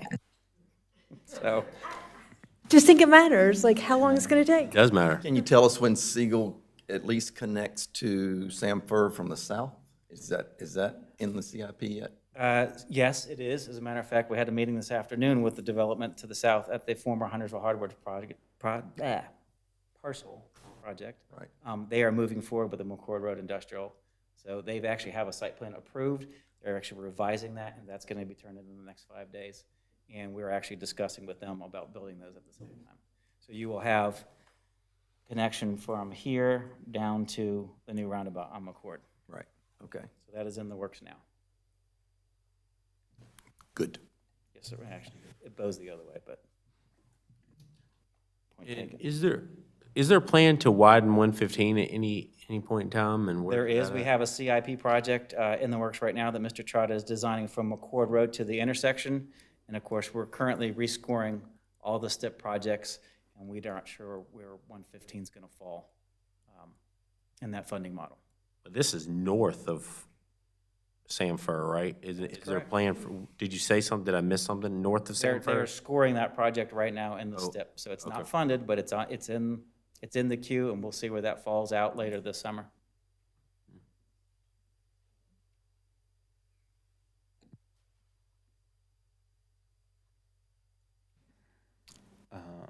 So one other question, in the engineering notes, staff had comment about the TIA, that it was returned to the consultant? think they just needed some cleanup work between, yeah, please. Well, I'll just hold it till we get you up. That's fine. Okay, any other questions of staff then? And I'll move that for the applicant. No? Okay. If the applicant would like to come up, present. Just like the last one, we'll do 15 minutes, and I'm just keeping, I don't know where the remote's at, so I'm just keeping time on here, if that's okay with you. Sounds great. Thank you very much. My name is Michael Cox. I have little kids at home that don't care what I got to say, so thank you for giving me the mic tonight. I'm pretty excited about it. Obviously, our project's called Station South. One of the things that we always do with any of our developments is hire an all-local team. So that's why we worked with W&A Engineering and obviously the Urban Law Group. Similar to the previous applicant, we are a local developer. I've been in Charlotte all my life, 35 years. My business partner and I went to high school together. Dan Winder, who's here, is not originally from here, but all kind of local Charlotte folks. It's important to us that we put in projects in place that we're excited about and towns can be excited about. As mentioned, Peak Development, I only formed about 4 years ago, but as a ownership team together in our previous work, we have over 1,500 multifamily units built to date, 350 townhomes, over 1 million square feet of retail, about 150 years experience. So this is core to what Peak Development wants to do, large suburban kind of mixed use. Obviously this one's a little less suburban than normal, but really excited about this and to talk through it. I'll pass it to Robert and I'll be right back. How's everybody doing? Robert Urban from Urban Law Group. Just wanted to quickly kind of go over this vicinity map here. Brian did a good job showing where it is, and I think everybody at this point has a good idea. What's to the north and what's to the south. I think there is some discussion to some of the properties to the south to add some more services, whether that's a grocery anchor or something like that. We'll just have to see, but I think that there is some discussions about developing that Sanford and 115 corner.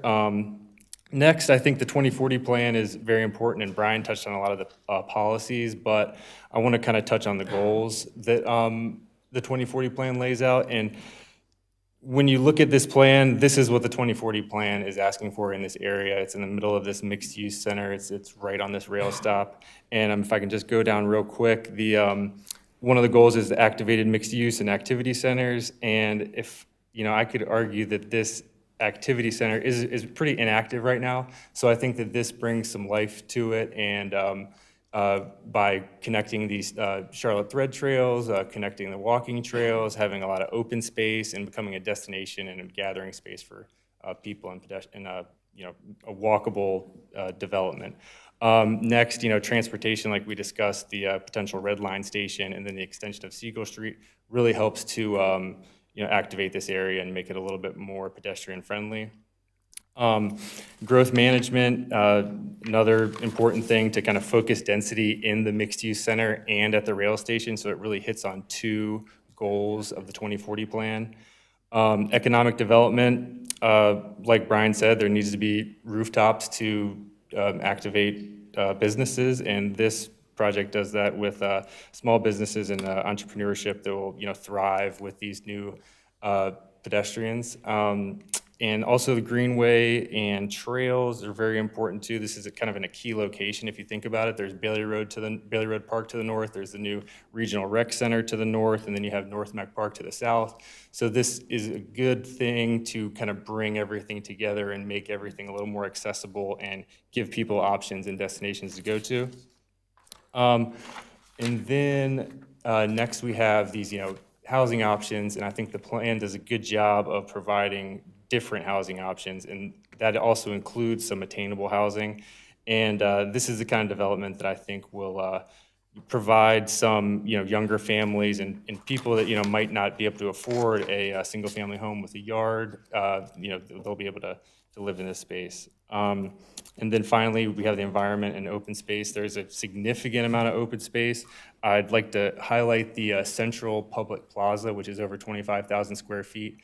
So I think this activates the pedestrian feel and the pedestrian neighborhood and gives a good, a couple really good gathering spaces for people to congregate and be a community. And then finally, I'll touch on the economic benefits. Right now, property tax is less than $10,000 a year. With the future build-out, it'll be over $180,000 a year. The construction benefits alone to Huntersville are over $80 million, and that will create about 388 construction jobs, not to mention the jobs created by the retail and commercial and other services that will be provided. Finally, just the future red line, as you can see, on the left is the 2040 plan that highlights the mixed-use center and where the future rail stop is going to be. And then on the right side, you'll see all 10 spots located. 9 of them are in Mecklenburg County, with 1 up in Iredell and Mooresville. And I'll echo something that somebody said at the public hearing, that this transit, red line is very, beneficial to Davidson and Cornelius, but I think it's a game changer for Huntersville, and it really unlocks a lot of the potential of the town. And I will pass it back to Mike. Thank you, Robert, so much. So one of the things I'd like to kind of highlight here is how we got to our plan. So the first thing I did when we laid this site out, obviously having worked on the northern parcel, is I came to Brian with a layout, and the first thing Brian did, is, I'm sure he's gonna remember this, is he took my drawing, flipped it over, and said, nope, doesn't work. Taken back, we'd spent a lot of time on it. The point was, look, we want more density, we want more mixed-use nature. What I have to the north is more kind of 3-story walk-up, standalone commercial. He wanted integration of the transit stop in the plan there. And so we took that plan and literally threw it in the trash. This is a snapshot from your TODR zoning ordinance. As you'll see, the bubble diagram explains kind of what you want and with TOD and what you want in this area. Open space in the middle, transit type stops kind of on the southern piece, your commercial mixed use around the open space, and then stepping down in density kind of as you get back, apartments, townhomes, and then kind of open space throughout it. So we said, okay, let's take this, hearing Brian and staff, and let's start over. Taking this bubble diagram, we said, okay, let's walk through the steps. First thing, we took our site. We said, all right, we know we have a future transit stop in the corner here. We know we have to build out a pedestrian rail trail to connect everything along the rail line. We know that we have a new road we're putting in, which is that Siegel Street, that minor thoroughfare. And then, of course, we know we have a buffer kind of on the northern side. So here's our site constraints. From here, we said, okay, like the TODR states, let's do the public realm, the greatest density in the mixed use next to the transit stop. Let's then step down the density into less dense multifamily. And then across Siegel Street, we'll have our least dense area to make sure we are mimicking what your desires are. We knew that we wanted to have a ton of open space, a ton of places that we can connect throughout the development. And so as we kind of highlighted the bubbles, we tried to make sure that everywhere we could, we placed little pockets, little nodes that people could stop, they could congregate, they can enjoy the space. Last but not least, we said, okay, what does the greenway, the parks, and the connectivity look like? What you'll see here on the southern border here, which is really kind of the western border on a map, is that trail, that greenway trail that's running north to south. It'll connect to our Caldwell Crossing. It'll continue on up to the rec center eventually, obviously down towards Sam Fur. From there, we brought you into the park, made sure there was plenty of really wide sidewalks, pedestrian-friendly sidewalks, really robust areas that people could feel welcome and invited. And then as we step you around, we walk you through some more natural trails and ultimately kind of place you throughout the development. Ultimately, what we did is said, okay, now that we have this plan, let's lay on a table every single checklist for TODR. Do we fit what you want? And as we went through it, we checked them all off. We said, yep, it works, yep, it works, yep, it works. We didn't want to come back with something that you didn't want. We wanted to come back with exactly what you wanted. So that leads us to this. As Brian mentioned, the Red Line Station platform, it's kind of highlighted here in a rectangular box in the bottom left-hand corner. We know that you'll get off the transit stop there. You'll come through really wide sidewalks, get pulled into our development. Ultimately, there's a center park area. Between the park and the kind of clubhouse, which I don't know if I can draw. Here, we have an opportunity to close this down with temporary bollards, make the park larger, activate it on the weekends. There's plenty of areas, fountains, spots, patios throughout where you can connect here. Of course, standalone retail, and then the vertically integrated mixed use that brings you to that.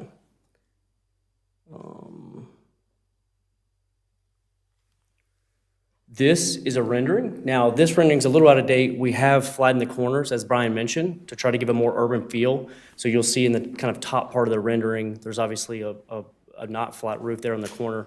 We flattened that out. Park is set up in the middle. You'll see really wide pedestrian sidewalks, as mentioned, different materials, not all concrete, kind of a band shell there, opportunity again to expand it. Plenty of vegetation and landscaping throughout the development to try to make sure that it feels inviting, warm, not only for the residents here, but of course for the people that are going to utilize this from a transit standpoint, as well as anyone in the community. We didn't want to build something that was an amenity for our development, but we want to make sure that we were building a public space that also happened to have residents that lived on it. Here is a look kind of from that northern apartment, if you will, back towards the commercial space. Again, park benches, lots of landscaping, different materials throughout to make sure that it doesn't just feel like a kind of a concrete mess. As you'll see here, one of the things that we try to do as well is the previous applicant is extend the kind of roof lines, give you some scale of the commercial. Although this is one story, we wanted you to feel like the scale was there next to the apartments. This is looking at the corner, the ground floor retail. Again, slightly out of date because the roof line has changed to a more flat urban look per planning's request. These are just some of the elevations, which I'm happy to talk through if desired. That's the clubhouse, the kind of one end of the park. And that's it. Happy to answer any questions. All right, thank you. Any questions for the applicant team? May I say one more thing? Yes, sir. Sorry. So I think one thing that would be helpful is this slide here shows the infrastructure for Caldwell Crossing that I'm doing, just north. So there was a comment on the 115 widening. As a part of the Caldwell Crossing, we are putting in a southbound right-hand turn lane, and we're widening 115 there. And we're putting a right-hand in to our development at that four-way lighted intersection. The point of this is if you're at that stoplight, if you're turning into these developments, especially if you're turning into ours and the train's there, it's not going to prohibit you from continuing to go straight. So we're doing not only that improvement for 115 to help with traffic, we're also widening and redoing Caldwell Station Road, which is coming down from Mays that pulls into that. Right now it's non-striped, not very wide, making that a true two-lane road, building that out. And then of course, Siegel Street, we'll build at our expense and dedicate back to the town. So I just wanted to say one more thing on kind of the infrastructure here. Thank you. If you could just take just a second to expound upon the concept of the Plan B. I'm not sure I follow exactly how that's supposed to work. So, we'll just get back to it.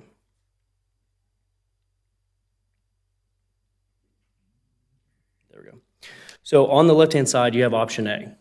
So as a part of the red line, we have been working with CATS. We know that there's some parking structure that is going to be needed.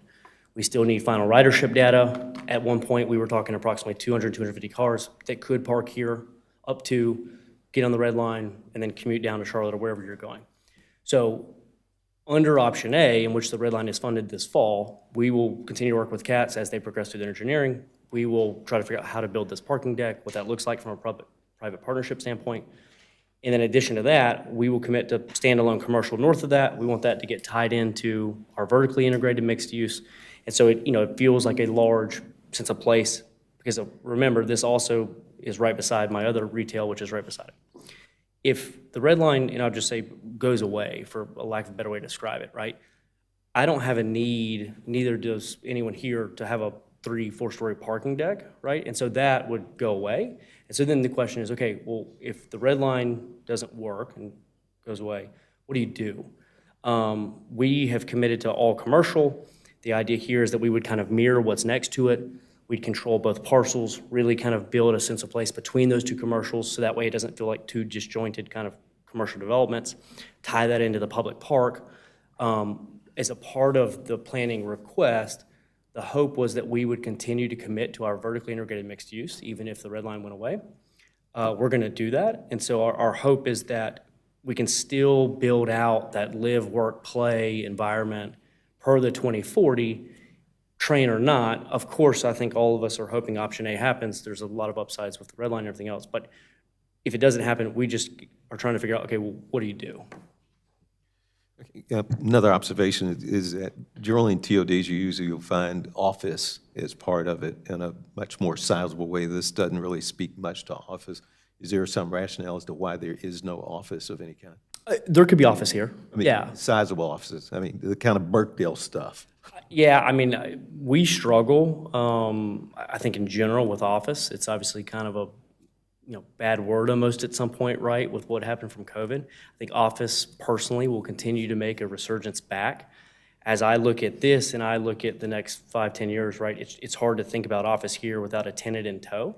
We certainly would do a design-build office building here if that was desired, but knowing that we have to spec build and then lease, it's hard to think about something material from an office standpoint. But yeah, as Brian mentioned, I mean, I view restaurants, coffee shops, law offices, some limited office. I think like with the liner units in option A, we view those as more kind of townhomes almost as above.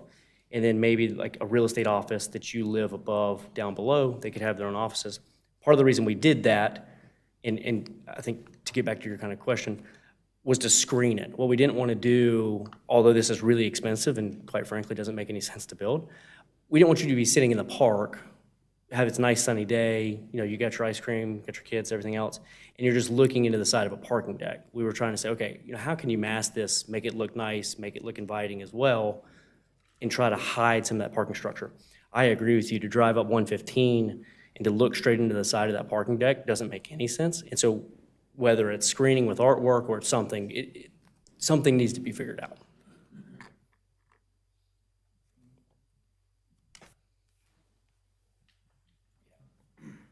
Let me just add to that too. Going back to the staff's need to revise the TOD ordinances, the TODR limits the amount of office. We also have TODE, which is employment. They're asking for the residential version of TOD. The new TOD will be a hybrid.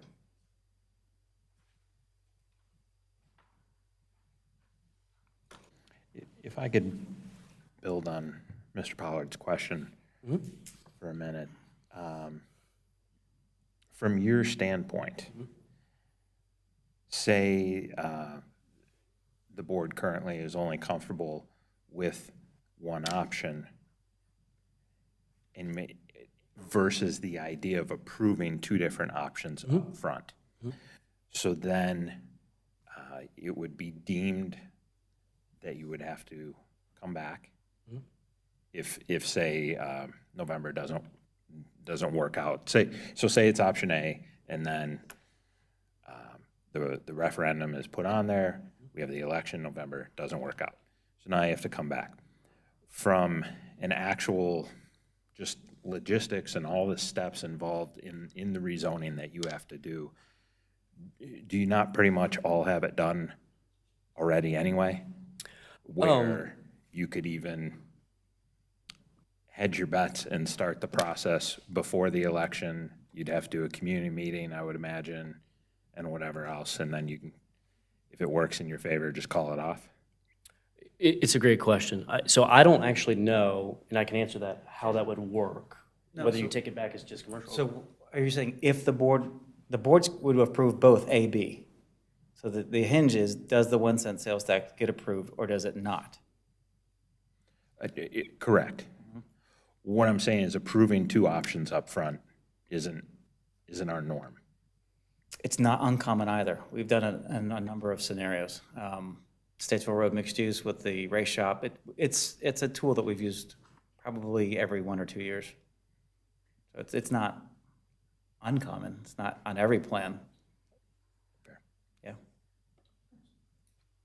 So now just to speak to the economics, if I can, the difficult part, right, and I'm sure you've heard this many times, there's obviously a fixed price that we're paying for the property. Yep. When we originally came here, didn't know the red line was coming. There was obviously rumblings, but it got real quick. We have assigned certain value to each site, whether that's on the retail side or anything else. And so what's difficult for me, especially if you kind of hold out into perpetuity and you can't control your own destiny, assuming the red line goes away, and I'm going back to rezoning, is now I have multiple acres that I've baked into my calculations that I have no idea when I'm going to be able to kind of extract value from. And so it becomes a really difficult exercise to finance if it's one group, for them to say, okay, look, we're going to take below, way below market economic returns on your rest of your deal because we're hoping that at one point you'll create value for us over here. It's just a harder sell. So it is certainly my preference to have option A. I think it's better for everything. I do think it would be challenging to have to go to investors and say, hey, I don't know what's going to happen here. You guys are just going to, we're all going to have to hope for the best. So that would be kind of my response to it, just being totally honest. Yeah. So devil's advocate on that. Why not wait till November then? We're here at this point. We've been working on it, at least, Brian, I don't know, over a year. One of the things that we're doing, if I can show you a map, I can kind of help. So part of the reason everything on this eastern side of 115 hasn't been developed to date is for two main reasons, in my opinion. One, you had to cross a railroad, which wasn't possible until 5 years ago before I had kids. We started going down that path. So through about a 3-year negotiation with Norfolk Southern, we finally unlocked what was the major deterrent, which was, okay, we're going to get a crossing. The second part was sewer. So at this point, and I don't know if I can draw on this, the sewer line actually is going to run back here, all the way down, through this site, all the way down, back to Sanford Road. It is a massive financial undertaking for me to run that sewer line to a point once we, the development here that you can see, which is the JP Orleans development, we're in a partnership working that out. We've hit a lot of rock back there already running that sewer line. We're getting to a point where, depending on how the costs go, right, you don't quite know what happens. And so I think trying to balance out not only what happens with the red line, but also all the infrastructure to try to get all this done is important. If we were to hold back Station South, Caldwell Crossing continues to have its cost increase through the sewer lines. It just makes this whole area tough. And the last thing that we want to do, of course, is have the situation across with Caldwell Station Road, where next thing you know, just the cost overruns are here, and now there's dead projects. So balancing Station South, knowing I control Caldwell Crossing, helps us kind of alleviate some of those expenses that we're hitting and really kind of make all this work. Okay. And so let's project forward, referendum goes on the ballot, gets approved, and so now we are in November, we have the tax. Let's say you have your A and B, so now we can go back.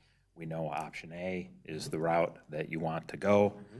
What is the phasing of what on one of your plans was referred to as phase 2? So basically that one section that would have the deck and whatever, what's the phasing on that?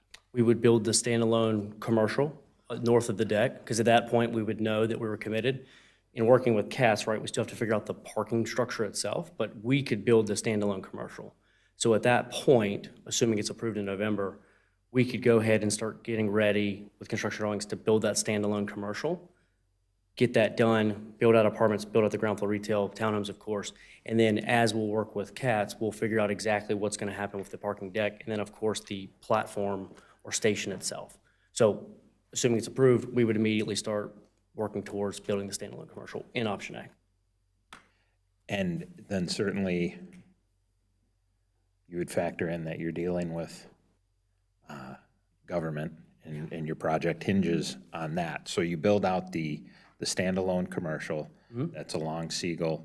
You have your other section running perpendicular to the location of the platform itself. And then we're just talking about the structure. But if the red line itself lingers, and what is the point where then, you're parking, or what do you do with this space? Do you just wait in perpetuity for them to figure out what they're doing? That's a good question. I'm assuming that if it is approved this November, right, we know we're committed to building the station. We know we're committed to Plan A. If they have the money and then it were to go away, I'm not sure. Any thoughts on that? In talking with CATS and the timing, once that 1 cent, if the 1 cent is approved, then they have to start changing how they do business. They can start looking at purchasing property from from the Peak Development Group and Mr. Cox. How we form that public-private partnership will get done then. They're not going to be able to do any deals until that is in place. So, and they're going to have to change their business practices as well. So again, we're just at that 15% drawings right now, so it's very basic.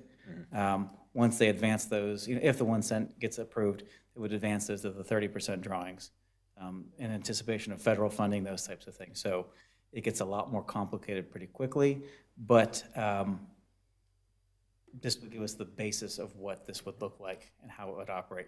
In the meantime, could it be a field? Could it be some parking? We'll work with the applicant on that. Okay. All right, thank you. More questions for the applicant?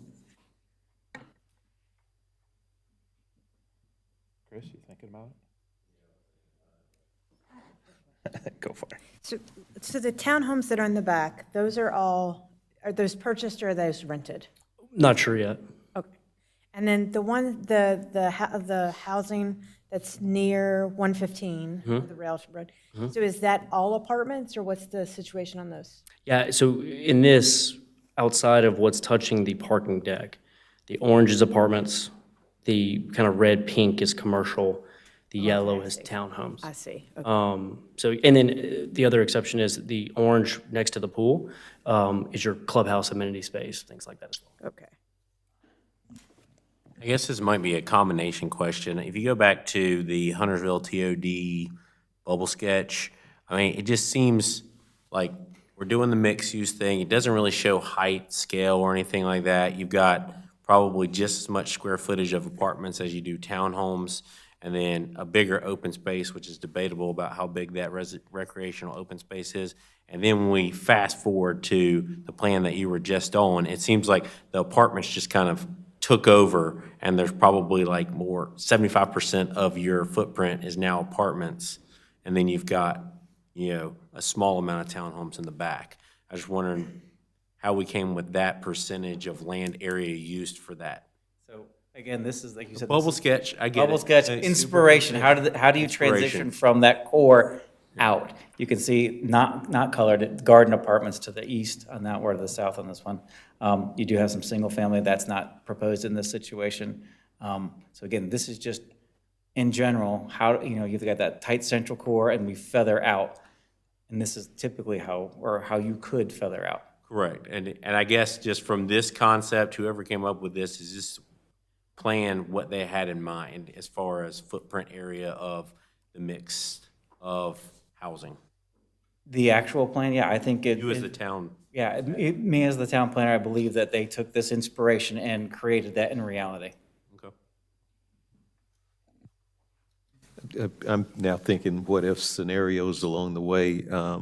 Obviously, November becomes a critical decision point, but maybe this is more of a staff question. Let's assume state government, what state government does sometimes, let's assume that they say, we got other issues, we're going to push this until 2 years from now. Sure. So all of a sudden, it's 2000 or 2027, 2028, parking lot's gone now because it was given to them. Where does the transients park to catch the train? That's when we start working with existing developments. Again, as you could see. Well, but there's a bit of a limitation in that, you can only get people so far from a train stop that they're not going to walk. No, agreed. Very similar downtown. We're building a surface lot for our new town hall, but we've also designed it for it could transition into a parking deck. Same thing here, that parking lot has been sized and dimensioned correctly. If the train, where you said it gets delayed and then 5 years from now it comes, option B, we could take that parking lot and work with Mr. Cox and his team and convert that from surface parking to a parking deck. Okay, so this is a bit of a big unknown at this point then. Is that a better way of looking at it? I mean, we're dealing with as much known as we can, and we said we've got the A scenario and B scenario. Again, I'm going to get back to that drawing. A couple more. There it is. We could work with him, and again, this development to the north, there's some space in there. This could transition into a future deck, and again, that stop would go down in that area. So you have to deal with knowns. The redevelopment is always on the table. You know, when this train was announced 30 years ago, a lot of things have been built along that train line that are going to have to get redone over time to accommodate these things. We try to, you know, working with CATS, we try to identify the best of our ability, the greenfield opportunities that still exist. And yes, up and down that line, there will be redevelopment. And this could be one of those scenarios.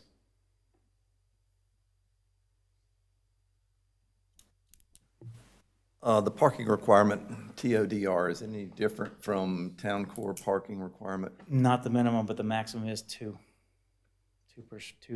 per unit for residential. Okay. Yep.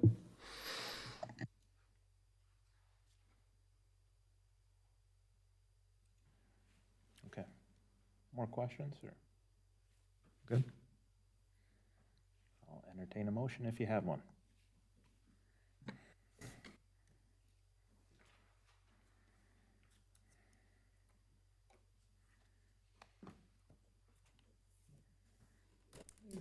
I got one you can work with, maybe. In considering the proposed rezoning R24-15 Station South, the planning board recommends denial based on the plan not being consistent with land use policies LU 5.1, LU 8.3, LU 11.1, LU 12.3 of the Huntersville 2040 Community Plan. It is not reasonable and in the public interest to approve the rezoning plan because there is no assurance that funding for the proposed commuter train will materialize. Without an alternate transportation option, this area will not have adequate transportation infrastructure to accommodate the density proposed, nor would the plan fit the scope and character of the existing neighborhoods. Second. Okay, we have a motion and we have a second. Discussion. Mr. Hallman, you want to go first? Sure. Can you actually, sir, what were your 2040? Yeah. LU 5.1, LU 8.3, LU 11.1, LU 12.3. Thank you. Go for it. There's just a lot of speculation here. I mean, if November comes and the 1 cent sales tax increase does happen, it's still not clear whether the red line is going to get approved or not, or even funded. They've had estimates of $1.6 to $2 billion for this thing, and it's going to take federal grants. And the Fed has their eyes on other things right now, mainly cutting cost. I see this, like you said, it's been 30 years we've been tickled with this, and I don't see it being definitive enough to risk this kind of project, you know, to put this on the line for that. It's standalone without anything. That node wouldn't be, without a red line, that node would not be there. And if the red line does not come through, this is going to be way too intense for the area.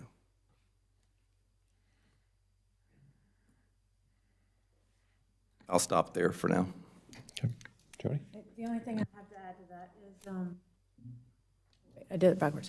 And we really don't know what's going south of there. I mean, if there is like a grocery store or some big anchor development type thing I just feel like it may be too soon. Like, I don't think it's necessarily bad, though, you know, to have that kind of density in that area, but it almost needs to connect to something else for everything to make sense, so that, I don't know, everything doesn't just dump to 115. And there almost needs to be another way out of that area. And I think that, I don't know, I don't like that it's all rented. I think there should be some ownership somewhere.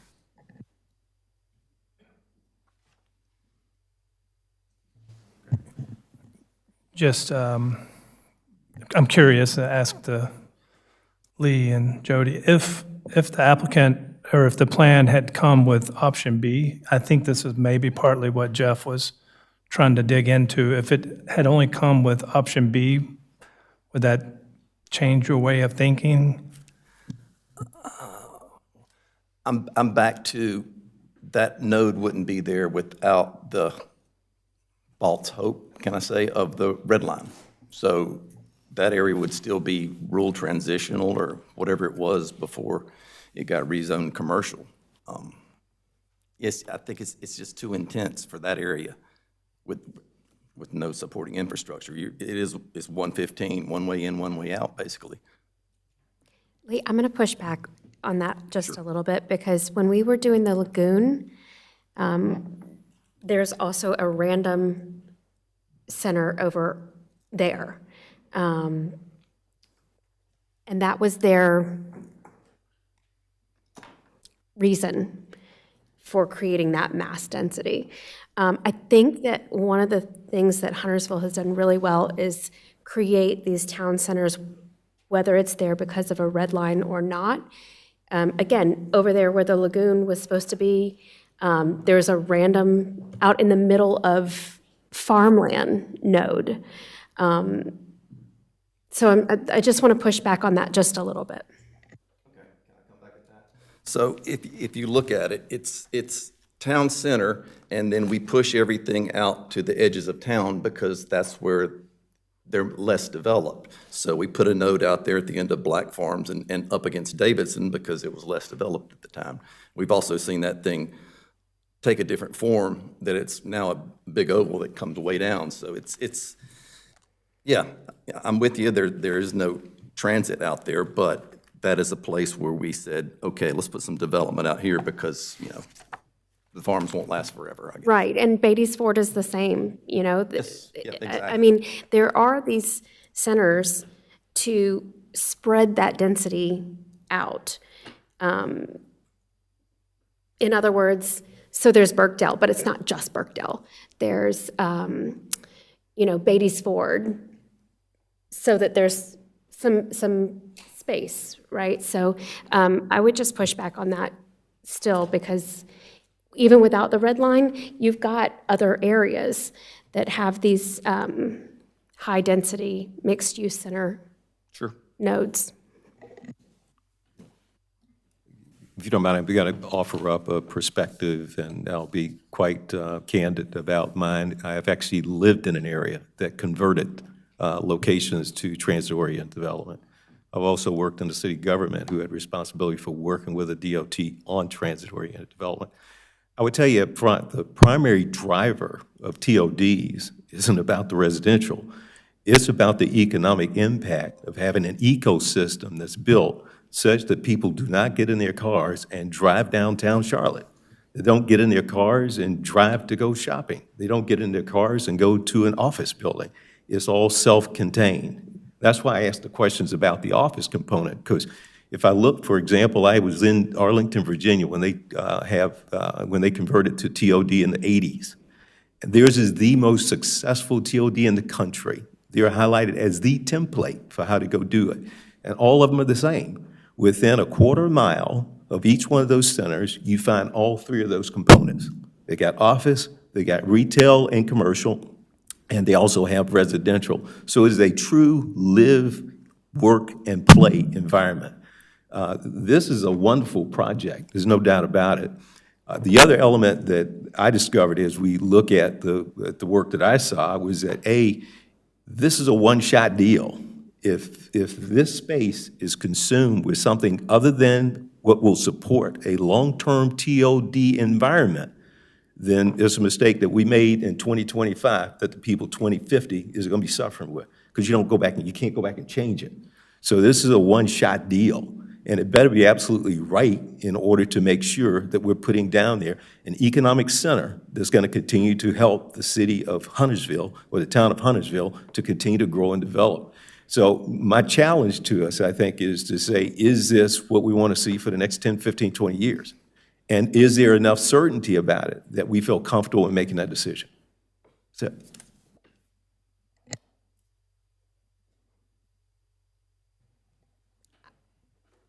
I like this project. As I mentioned earlier, I think transportation is key. Even without the transportation component, I feel comfortable with the parking, with the mixed-use center. Again, I feel like those have been placed strategically throughout Huntersville to make it make sense. I won't be voting for the proposal to deny it.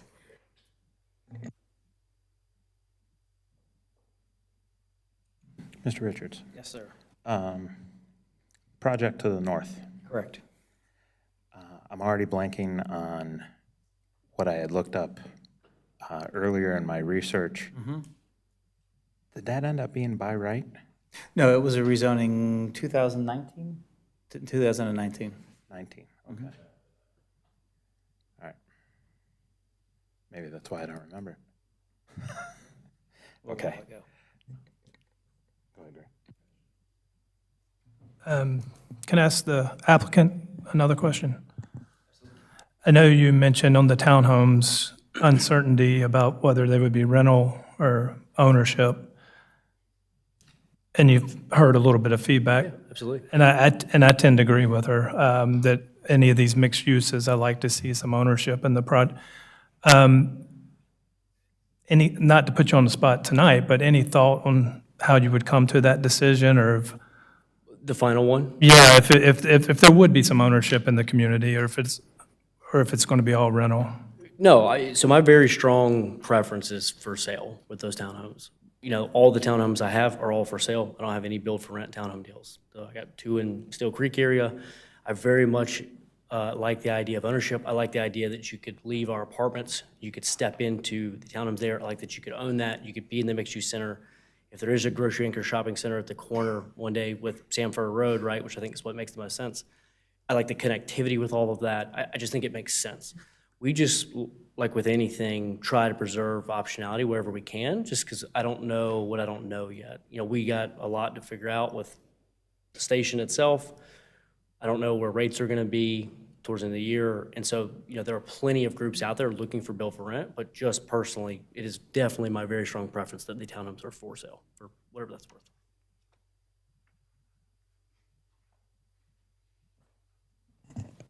I guess this is more of another question, but is there a reason you didn't try and fit like grocery in here? Is it because it was so nearby?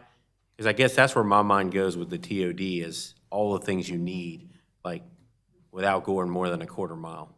Yes, so I'm going to try to be very careful with my answer here, but try to answer you honestly. I have a friend who's a developer who has the parcel just south of us under contract. They are proposing, or going to propose, I'm not quite sure what I can say, what I can't, a grocery anchored shopping center. To have a grocery anchored shopping center there, which I know they have traction with certain tenants, and then to have another one just north, obviously doesn't make sense. And so when I first tied up Station South, I obviously already had it on my Colville Crossing deal. I knew that they were working on that. It was about the same time. We drove down, met with them. We started space planning together. Now they're behind us, but that's why, is we think that if they do what they say, right, this is all connectivity that way. So that's my honest answer. No, that's perfect, thank you. So the problem with that, timing's everything. Like, how would he present that to the board that it makes sense? Right. Because with those pieces, you know, that's a whole different, it seems like a whole different ballgame. Oh, yeah. Yeah, I mean, a vote So, in November, a yes, it's almost and then too both of those soon. come together, then I'm an automatic Yeah. yes. So I think it's hard right now. Jody, I'm going to push back a little bit on that as well and just suggest that that vote's coming. And if this one were to pass, it would make that one a lot easier as well. So just throwing it out there.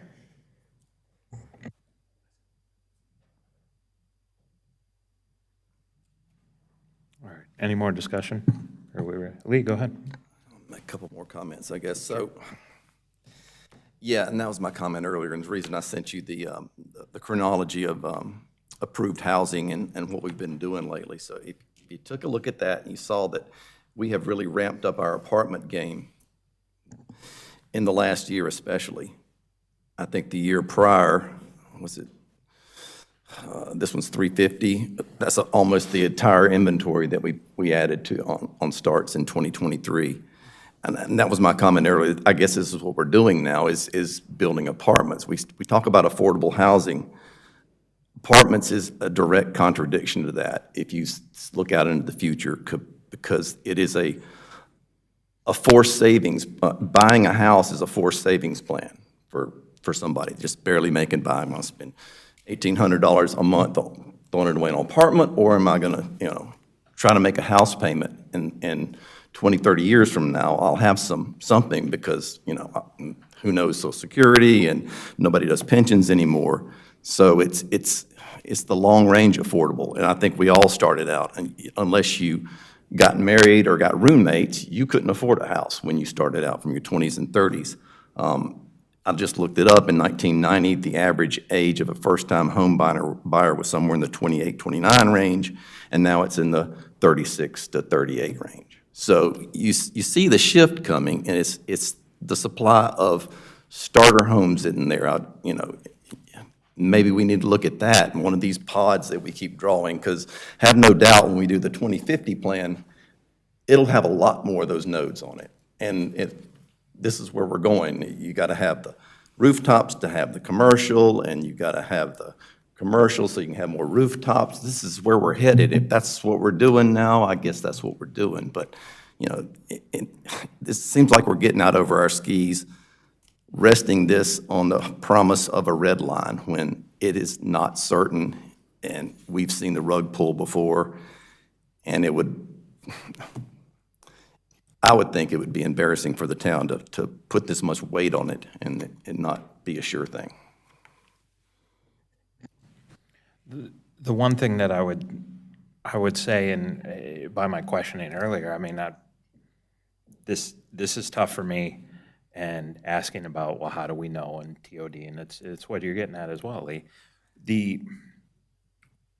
When I look at it, though, if you go up and down that corridor, from the time this was first announced, how much filled in on a speculative basis? And I mean, I get from a certain lens, this is no different.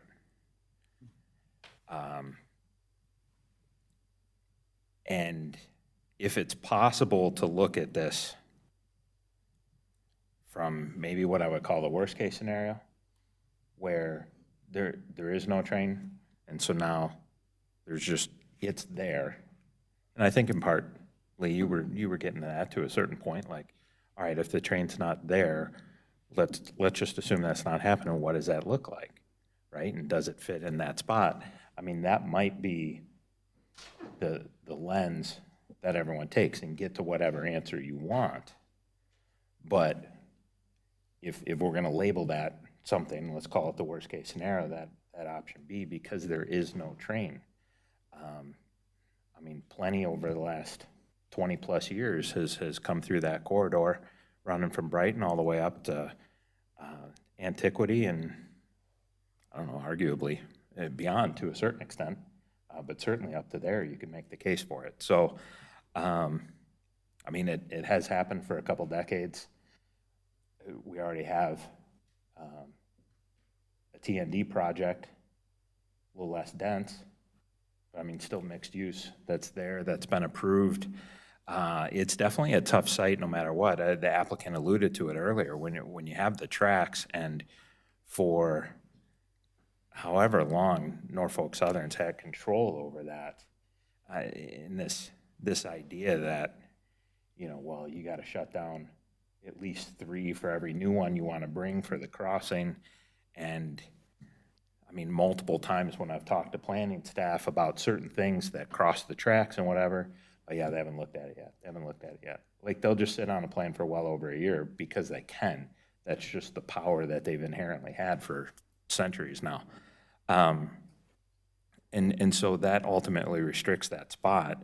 And when you have something now that's coming no matter what, where you're going to have a signalized crossing and an at-grade crossing that's finally safe and doesn't, you're not getting the semis and the trucks blocking traffic once a week as they get stuck on the tracks. I mean, all this helps, right? And you have the sewer that's already being developed as far as another form of infrastructure, or the utilities, I should say, and that's going. So, I don't know, just some things to think of, but it's definitely challenging, as Lee points out, for sure. Just a personal observation on my part, and that is, I actually lived in an area where you actually had transit-oriented development. If you get off of a train, and I don't know how many of y'all have actually lived in a place where you go somewhere, you get off the train in order to get back home. But the experience is one that will impact the retailers and the commercial aspect of the exit point. If you do not have parking in the appropriate place, you will lose the opportunity to feed your retail. In other words, if that parking space goes across the street a quarter of a mile, the retailers who are in this development will suffer from it because people won't come back over. But if they are dropped off in front of the place where the retailers are, they'll patronize them. So location is everything when it comes to transit-oriented development. If you put that parking in the wrong place, it will absolutely impact the folks who are in the retail. And you want it to be a success. So hence, you've got to make sure those things are congruent, in my opinion, and based on observation and work I've seen and done. Mr. Pollard, what was the phrase you tried to teach me at the last meeting? Huh? No, not yet? All right. All right, I thought we might be there. Just to clarify, one thing Jeff said, if you go back to that development to the north, that's the one doing the ag-grade crossing to Coach, correct? That's happening no matter whether this gets approved or not, Plans are right? approved, we're going through the last final, dotting the i's, crossing the t's. Contracts are signed, yes. Okay, just making sure. And yeah, just my discussion, I like the project. If the train comes there and it's a stop, it seems like a very appropriate project, but I am struggling with the density when they pull the rug that is the train out from under us again. Just say, we all have different levels of density and what we're comfortable with, and I totally agree with you, Lee, and that I don't, on the 2050 plan, I don't want 50 new nodes. I agree with that, and where I'm going with what we all see, what I see on 73 is almost its own node. And I know this doesn't butt up directly to 73, but if you look at what's available there, then connecting with the land that's undeveloped, it's going to butt up to 73. That's not to persuade you to say, change your mind, that what is and isn't a node and what is and isn't dense. But for me, anything that comes on 73, it's in line with higher density, and this project is pretty close to that region for me.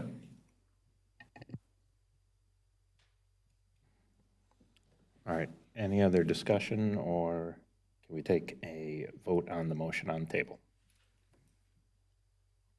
All right, let's vote. All in favor of denial? No, yes. All in favor of denial, which is the motion. No, yes, is that good? Okay. 3. And all those not in favor of denial. I got to get my double negatives. Okay. All right, so the motion on the table does not carry. It means we need a motion in the affirmative. Would be the correct way to word that. Correct. Yes. It's a yes. That's actually a yes.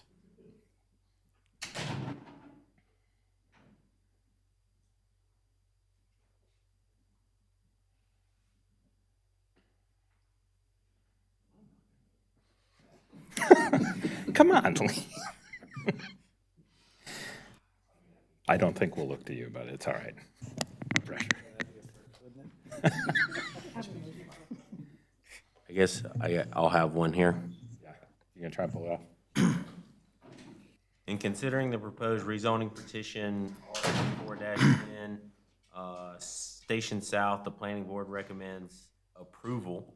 The proposal is consistent with the Huntersville 2040 plan, policies LU 1.1, 5.1, 6.1, 6.1, 8.1, 8.3, T1.2 and T1.3, and furthermore meets the intent of TOD-R zoning district by providing a rich mix of services and housing in a pedestrian village format if a train comes. Conditions for approval of block length modifications request to blocks 2 and 5 as seen on RZ3 street tree request along Siegel Street. The addition of tree grates or wells with this urban condition is recommended. Staff is in favor of this request. Approval of the side yard parking as requested as shown on the rezoning plan with appropriate screening. FAR of buildings with office and restaurant uses is requested to possibly be lower than the required ratio as set forth in 3.2.113A. Relief from Article 3.2.13E5. It is reasonable and in the public interest to rezone the approximate 21.29 acres described herein as it is consistent with the envisioned use and development patterns set forth in the 2040 community plan. Second. Okay, we have a motion. We have a second.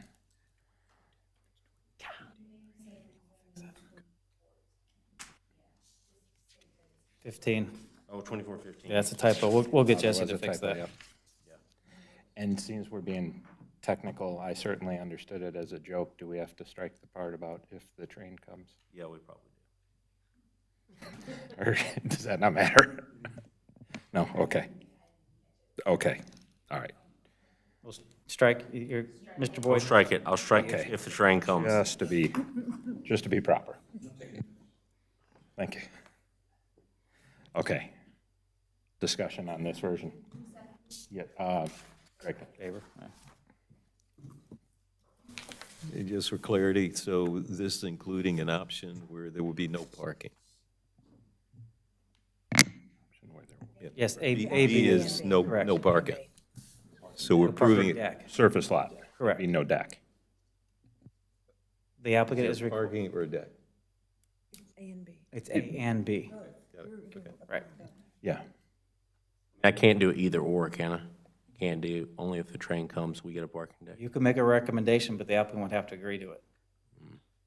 So they're asking for A or B. That is the application in front of you. No, I'm good. Okay. Mr. Pollard, you're good on that clarification? Okay.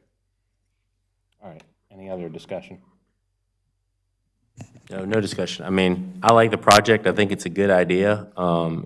If we do in fact get a stop there, I think it's very intense for no stop there.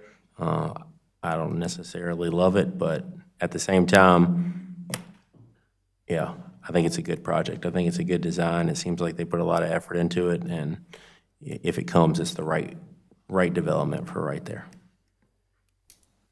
And just for the record, I think that, and you probably hear me saying way too much about parking, but the impact is really a regional impact because people who will want to use that train station, if they cannot find a place to park, there's not sufficient parking, then you're denying them the ability to actually commute using the rail line.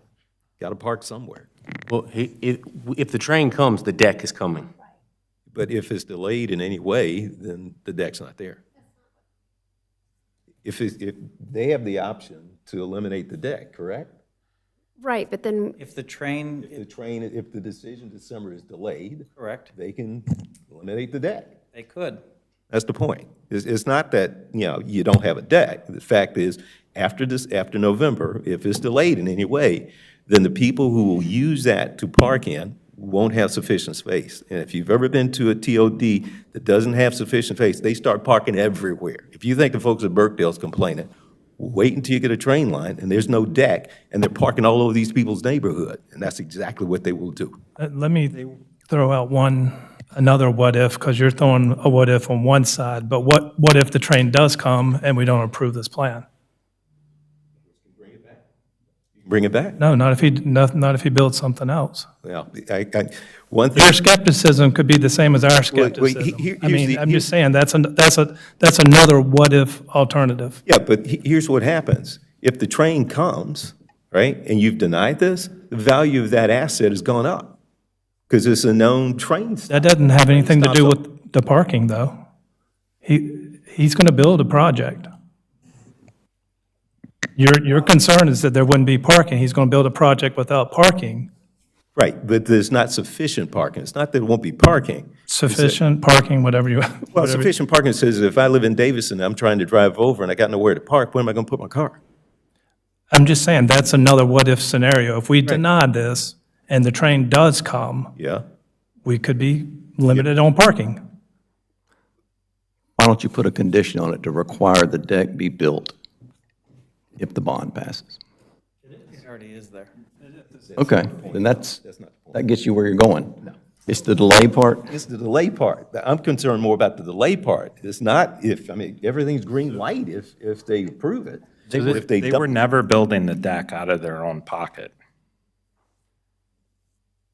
So it's not like if the tax ends up on the ballot and whatever, and it gets approved. Now you got me real worried. Because if the state has to then build the deck? It would be CATs, like No, they've that's what done I'm down saying. in Yeah, Charlotte. if they have to build the deck, then it's a funding issue, and what do you get into the budget in order to get the funding for it? Because they're not gonna prove it with the funding automatically for the Because deck. in the staff report, and then with the applicant's presentation and questions on the deck, actually, I think questions on the deck came while Mr. Richards was given the staff report. It was that ultimately, that would have to be some form of a public-private partnership.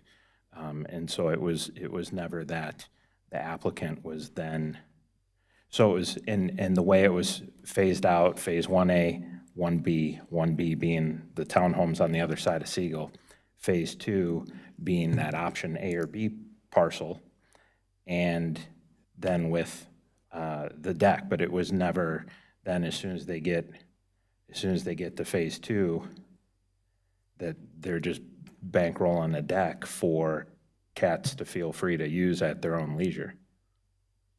And if they are, then, I don't know, I hope they monetize it. I mean, what, I don't know. I mean, just for the scenario, just like the parking deck that was built across from UNC Charlotte at J.W. Clay, right? That was an existing surface lot that CAT said, we know we're gonna have a lot of people coming to the north end of this to park here and use it, and they bought that parking deck and that parking lot and built a deck there. I envision something similar happening if there's a delay. All right, they would look at their ridership and say, hey, we've got, 10,000 square feet right here. We can put a 3-story parking deck in these 2 surface lots that are butting each other. Just remember, in the interim, as long as the deck's not there and you got a train stop, parking is gonna become a problem for the community. Yeah. And I think CATS knows that. Well, but it doesn't fix the problem for the neighbors in the community. And that's, but I mean, that's what they did at J.W. Clay. That's what I'm saying. They realized that they didn't want those shopping centers all filled with their commuters. So that's what their solution was. A little different if it's your house in that kind of neighborhood. It's a different kind of environment. The thing that you bring up, I mean, personally, and not just to this project, that is one of my biggest concerns because there is no way they're going to be able to offer enough parking, in my opinion, to cover the ridership required to make that a viable thing. But that's neither here nor there. So now we have to look at the parking.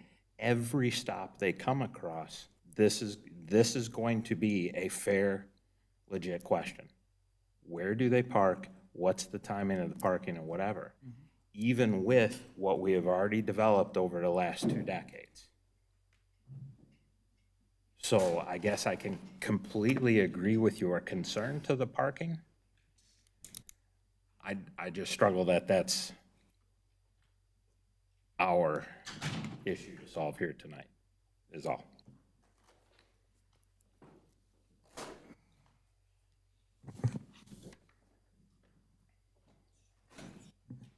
If it's any relief, I think studies have shown that only 2% of the commuters use public transportation.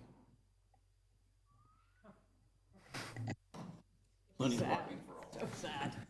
ones that are here now, not the ones that are going to come live in his community.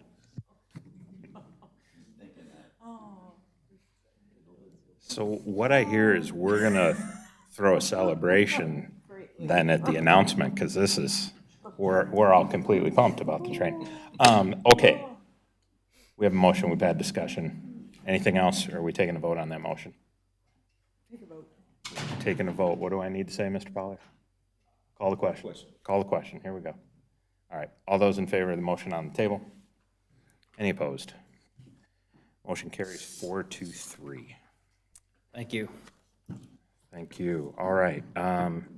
Agenda item 4C. This applicant has requested a deferral to our next planning board meeting, regularly scheduled planning board meeting, and that is April 29th at 6:30 PM. That leads us to other business. And, Invite Jay back. oh, yeah. Let's invite Jay back. Man, I did forget about that. Well, I left you out there for 4C technically. All right, motion for Jay Henson to return. I'd like to make a motion for Jay to return. Thank you. All right, all those in favor? Any opposed? Carries. Okay, now, other business. The planning board needs to Yeah, let's do that. do it that way? April 29th. Hold on. R24-16. 16. Sorry, that number. Motion to move R24-16 to April 29th. Do we have, Second. do we have to say we accept their deferral request or something along those lines? Because we're not the ones deferring it. In acceptance of the applicant's deferral request. Okay. And then, Second. okay. All right. All those in favor of the applicant's deferral? Any opposed? Seeing none. Okay. Now, other business. The planning board needs to request a special meeting Correct. to discuss the mobility plan. Yes, the long-delayed mobility plan. Kudos to Heather and the team to reviving that project. April 1st, we're going to have a pre-meeting with the town board, and then we'd like to present you with those materials for your recommendation. Okay. In this, do we need to figure out dates of the meeting tonight? Hey, you can straw poll. Just make sure you guys are all, you can just say that if you're all on the same agreement with the date, just let everybody know. Wednesdays did seem to line up with plenty of folks. I did hear about a number of spring break vacations, as it is that time of year. Does April 9th work? Wednesday, April 9th? Works for me. I'll be there. What time? I don't know why. In person right now. Is that one of the days that you said you could only do if it was? No. Breathe. Okay. Bring them all. That'll be a good time. All right, don't worry. Chairman Snyder will bring snacks. Heck yeah. 6:30? What time? Yeah. Can stick to the normal time of 6:30? Okay, that seems to work. Wednesday, April 9th, 6:30. Sure. And then we will advertise accordingly. And with that, can I have a motion to adjourn? Motion to adjourn. You. All right, all those in favor? Any opposed? Seeing none. Everybody, have a good night.